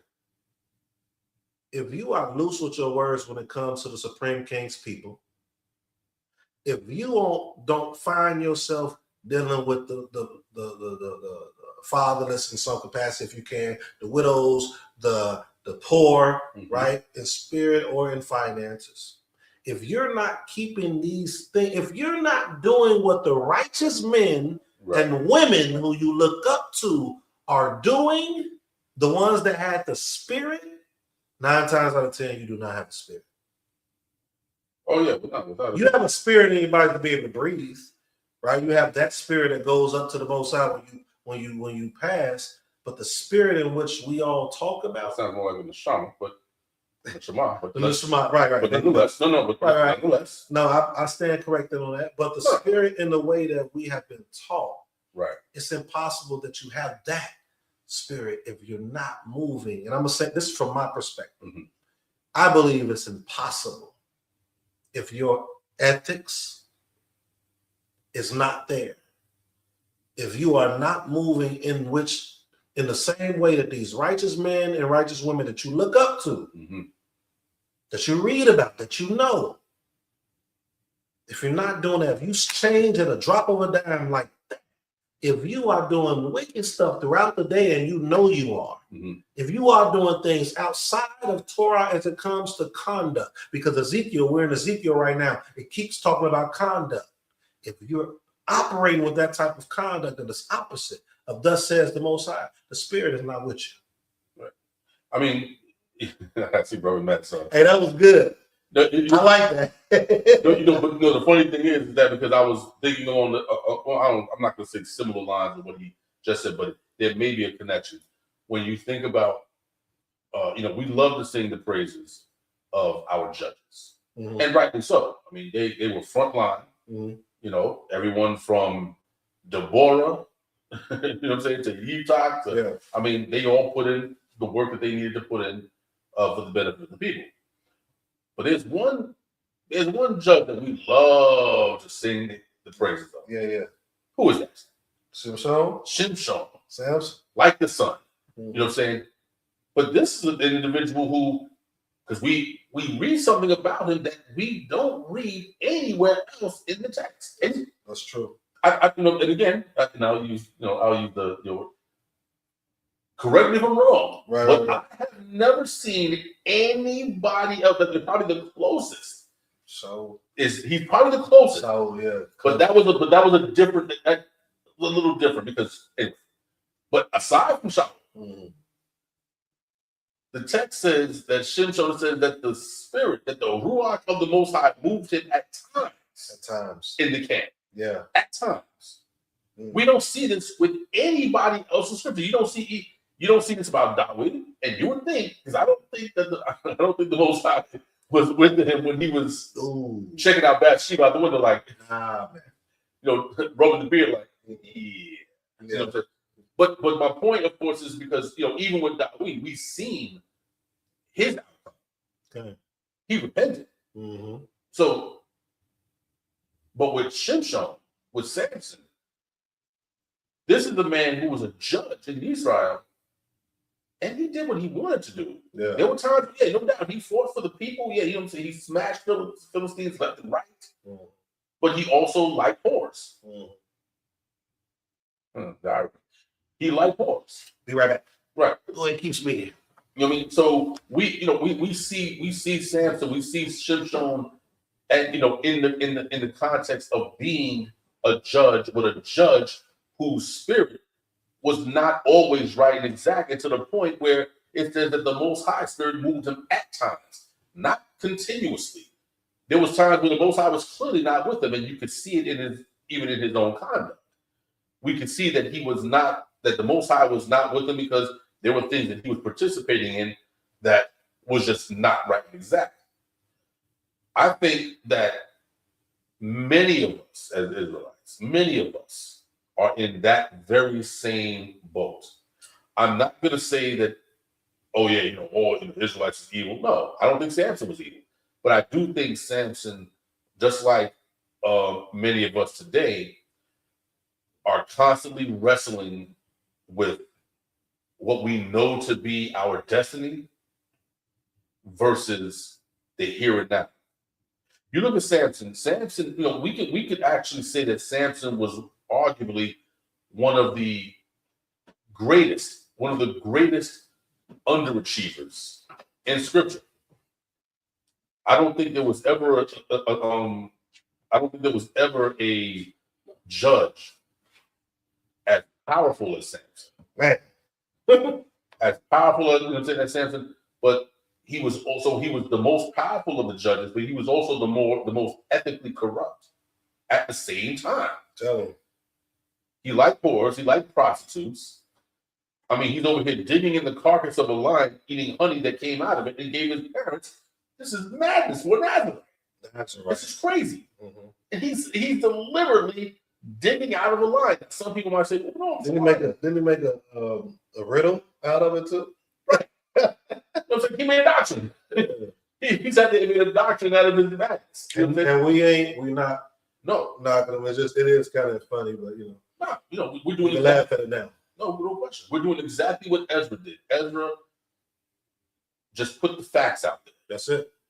This is what it is. We're not gonna act like he was whatever, but we're not gonna say he was evil as hell because he wasn't evil. But he, like most of us, our here and now nature, our here and now personality often goes to war with what we're supposed to be. Yeah. There's a lot of us in Israel, and I say that I put myself in that as well. Many of us, this walk has been a blessing and a curse. We always talk about Spider-Man and how with great power comes great responsibility. Yeah. But before there was Spider-Man, there was Israel. And great power comes with responsibility. And I'm trying to, there you go. You brought this up in your Shabbat teaching about who among all of the teachers, among whatever, ever actually just popped out of nowhere, right, and whatever like that. And I'm like, no one. Because none of us, listen, I'm gonna go ahead and say this. I'm gonna say this on the record. Come on. I don't think any of the elders, and I'll use Ben Ami as an example. There are no real elder ever wanted the job. Yep. Ben Ami, and I want to say he wrote it in he's quoted as saying this in the book that the community put out called The Impregnable People, where he said, don't pray to be a leader. I'm telling you. He said, he was like, it is sufficient that you just be you. Like, don't pray.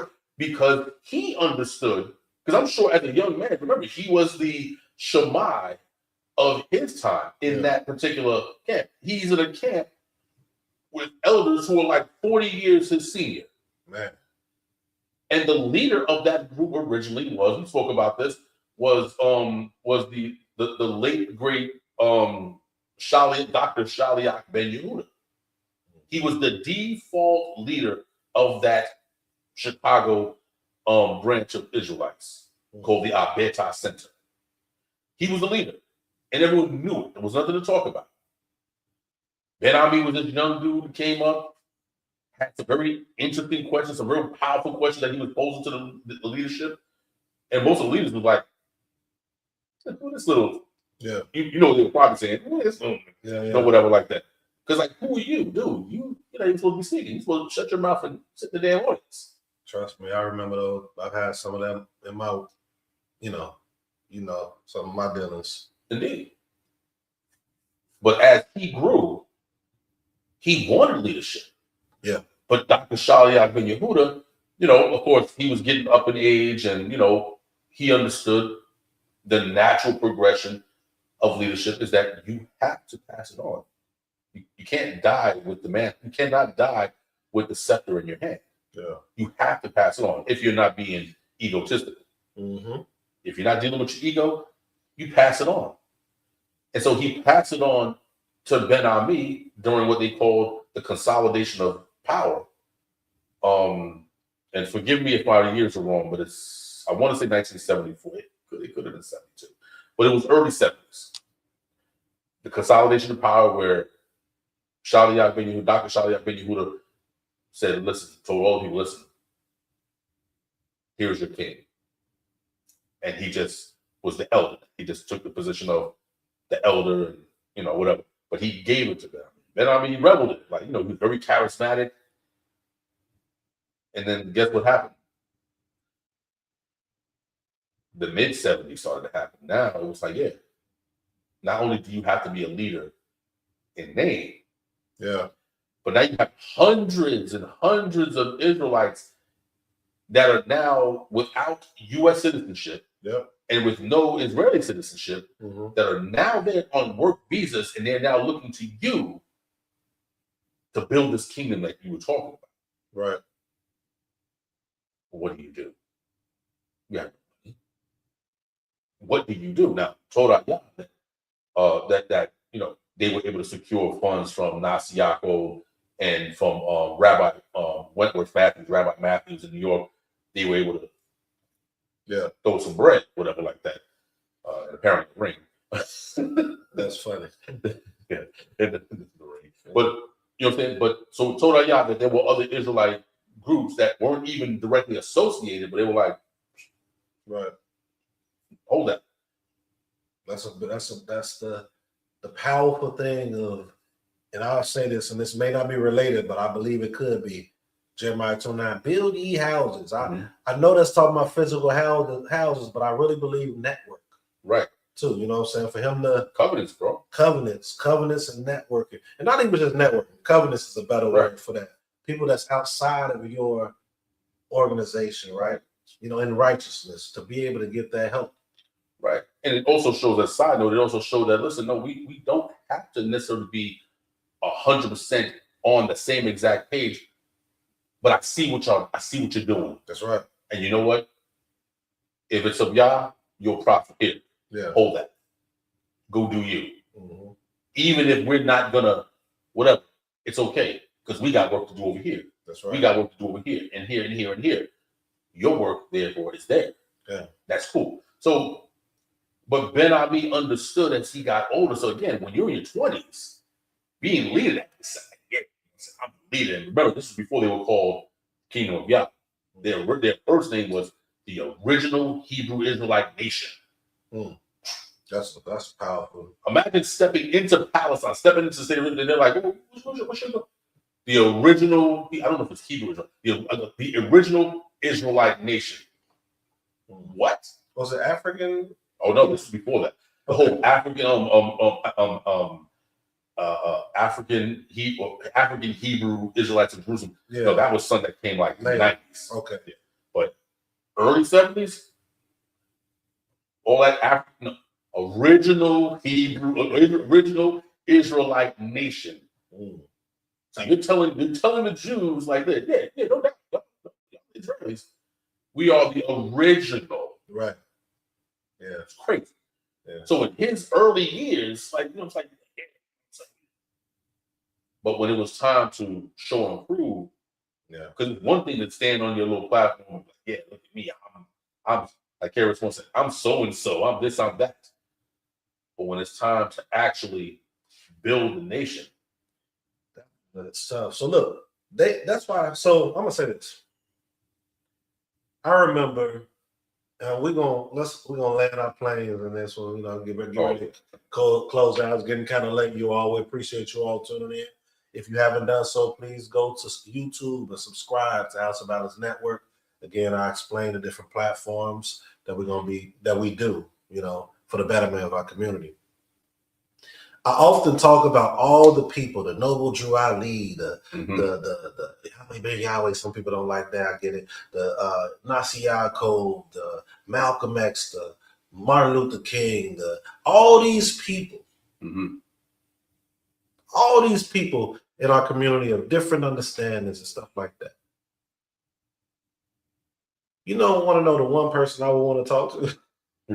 I will want to, and then it's going to be crazy. Some people don't like him. I get it. I would want to talk to Ben Ami. Only because out of everyone that we see in this, over here in America, what they did was amazing. Now, again, what Yahweh Ben Yahweh did was freaking amazing too. All the stuff he did. Right. I ain't talking about the negative stuff, y'all. Yeah. I got to make sure I say that. You're right. No, right. You have to say that because it's important that you say that because, for the sake of the rest of the perfect Israelites. Right. Exactly. So, I mean, what he did was freaking ridiculous. The positive stuff that he did, what he built, the hotels, the grocery stores, all these different things. Miami, the mayor of Miami, he proclaimed, I forget the actual date, proclaimed a particular day as YBY Day. It's crazy. In Miami. So that every year, it's YBY Day. Yeah. It's crazy. And I often think about that, like, man, can you imagine if it was just righteousness? And I don't know. I wasn't there. Right. I'm just going to say that. But for what Ben Ami, Ben Israel, and those that came with him and everyone that played a part in it, going out there to Liberia first, and with about 400 people or whatever, and then about 300 or 250, 275 of them, or 300 or something going back to the United States, repeating the kind of mindset that we had when we left Mitzrayim. I want to go back, and I don't knock them because, a lot of people are not used to that type of living. They wanted their coffee with the white sugar. They wanted to go back, coffee and white sugar. But to go from Liberia, and I think they went straight to the Mona after that, I could be wrong. Yeah. Went straight to the Mona with just 100-some people, and then years down the line, you got over 3,000, and all these things you accomplished, literally. That is amazing, man. And then the conversation me and you had was as far as them not having no divorces after a certain point, right, up until now. Right. Well, I would say up until before he passed. Before he passed. We don't know what happened. We don't know what happened after he passed. It could be straight madness over there right now. Right. So, that's amazing, man. So it's just amazing, man. I would love to just get into that mindset at someone like that accomplished it. We know you're Martin Luther King. Some people don't like all that stuff. I don't really rock with them like that in that sense. Your Malcolm X's and all the stuff but that to me is on a different level.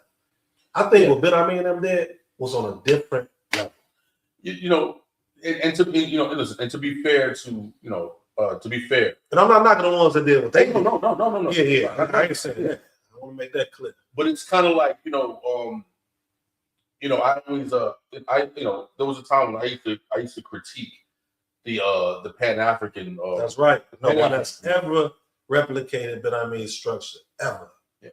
I used to, back when, of course. You said modern day Nehemiah. Yeah. But during our Kaga principal talks, Brothers Bill. But yeah, I used to have my certain my particular critiques of the Pan-African community. And as a person that used to subscribe to the Pan-African ideology back in the days and Nation of Islam and all that stuff like that, I understand where they're coming from. So like my thing is when they speak about and I'm gonna say it, when they speak about the great Marcus Mosiah Garvey. Marcus Garvey, yes, sir. Now, aside from the fact that most of his, almost like 80-something% of his organization was composed of Israelites, or Black Jews at the time. His third in command of the UNIA was Rabbi Arnold J. Ford. Arnold J. Ford. You know what I'm saying? Ironically, the teacher of Robert Poole, who eventually became Elijah Poole or Elijah Muhammad. But and people don't know that, do they? Well, that's the story. That's crazy. We got to get into that stuff too. Oh, maybe next time. We'll talk about Master Fard, Master Rabbi Fard Ford. But that's, like I said, that's another story. But we always talk about Marcus Garvey, and again, with all due respect to what he. Yeah. But Black people have a tendency to celebrate Marcus Garvey, who ultimately failed at his ultimate goal. The ultimate goal was the Black Star Line, to take Black people from America and take them to West Africa. Ultimately, it failed. Now, of course, they say that the government sabotaged the ships and whatever, the holes in the ship, and that they even tried to sail out there, it would have freaking sunk in the ocean. I wouldn't doubt. The government is the government. Yeah. But it was still a failure in the sense that they did not achieve what they set out to do. But we celebrate. But in that same community, they can't tell you who the hell Ben Ami is. And Ben Ami succeeded at the very thing that Marcus Garvey failed at. But everyone knows Marcus Garvey, but only a select group knows who Ben Ami is, or even ever heard of Ben Ami. Right. They know Malcolm X. They know Martin Luther King. Right. Some of them know Noble Drew Ali. They sat there during the Million Man March and listened to the Honorable Minister Louis Farrakhan speaking. And what was the second? Not the first Million Man March. There was the Million Man March. But anyway, I think it was the Million Man or whatever. And guess who spoke at the Million Man March with Farrakhan? Ben Ami. Right? But nobody seems to remember. It's almost like Mandela effect. But I'm gonna tell you why. Because here's the thing. While people were trying to convince people on how to live more effectively in America, Ben Ami's position was, why are we even busting our heads over how to live effectively? You know what? No, we're just gonna get out of here. Yeah. Now, other Israelite groups, they had the same concept. Yes, Benny Zakin was already talking about but they didn't go to Africa. They went to South America. Many of them went back to Panama, set up congregations in the West Indies and Guyana. So these things will already be done. Yeah. But I think what separates Ben Ami from his other contemporaries was that he was able to strike a balance in how to attract people to the movement. Benny Zakin was doing the same thing, but Benny Zakin had a much harder edge to them. Like you had to have very tough skin. Yeah. You know what I'm saying? And then of course, the commandment keepers, they also had communities outside of America, you know, in West Africa, whatever like that. But Rabbi Matthews' organization was very Jewish, and a lot of people just couldn't rock with that. Ben Ami, he found a safe base in between those extremes. And he took what he learned from those who came before him, because remember, Abed Center benefited greatly from Prince Reuben, Benny Zakin. They took what they learned there. Ben Ami said, okay, we have to put this in real-time action. Yeah. And he succeeded. Now, some people might question, well, but when they got there, they got funding from the government. Oh, you mean how like we get funding from the government when we set up a business? Right. Right. What's the difference? What's the difference? I agree for the most part with what Brother Matt or Brother Mikael or Matiyahu say that, you know, Ben Ami, again, this is the man who inspired me to write books. Yeah. Reading his books, reading his Resurrection series books, I'm like, what the you know what I'm saying? Like I've seen other Israelite literature that was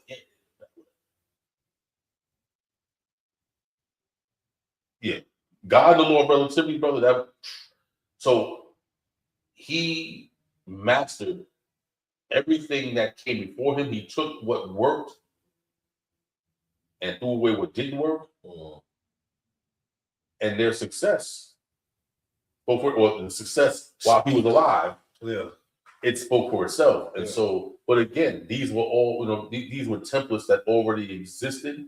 Everyone had the template, but not just because you have the template doesn't mean that you'll be the one to do it. Moshe, he had the template, but he would not be the one to establish it in the land. And that's just the nature of things.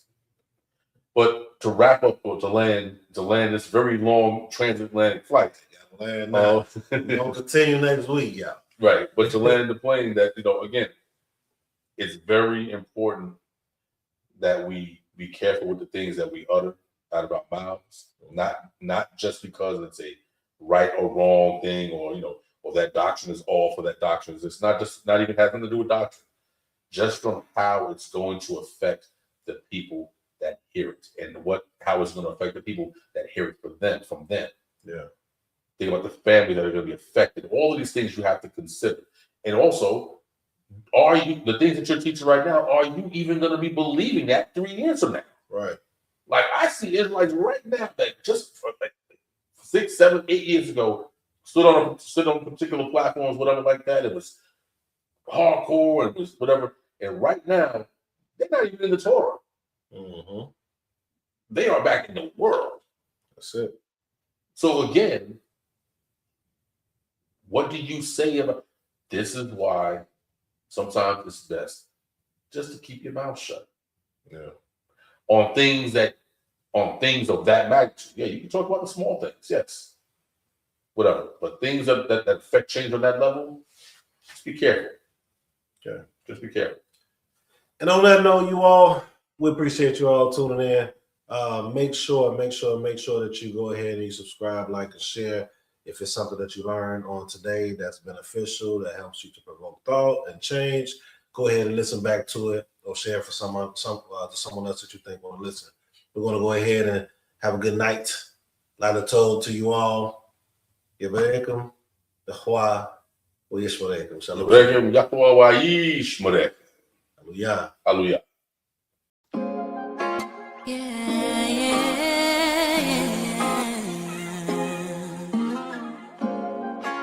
I'm ready, I'm ready, I'm ready.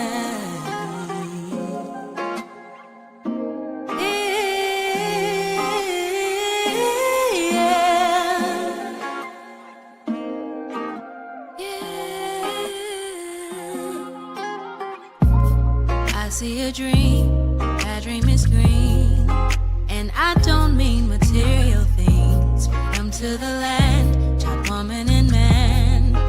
as we take up for what we stand. Better days and better nights as we stand and unite. We're one and the same. Why is it so hard not to point and to blame? Better sheet, get our houses in order and we'll see the peace. There are steps that we must take if we wanna see. I see my people rising, no more stopping us. A couple billion acres across America, us. The peace rose for the sake of us. The sake of us, the sake of us. I see my people rising, no more stopping us. A couple billion acres across America, us. The peace rose for the sake of us. No more feeling, telling me beneath. What a beautiful moment, and a sight I can't wait to see. Even if I miss it, at least I wasn't part of the mission. Changing lives of men, women, and children. All glory goes to He that causes us all to be. Oh, and if they're thinking we can, we show them that just as long as we stand, a monument. We the people can't be broken as long as we stay focused. I see my people rising, no more stopping us. A couple billion acres across America, us. The peace rose for the sake of us. For the sake I see my people rising, no more stopping us. A couple billion acres across America, us. The peace rose for the sake of us. I see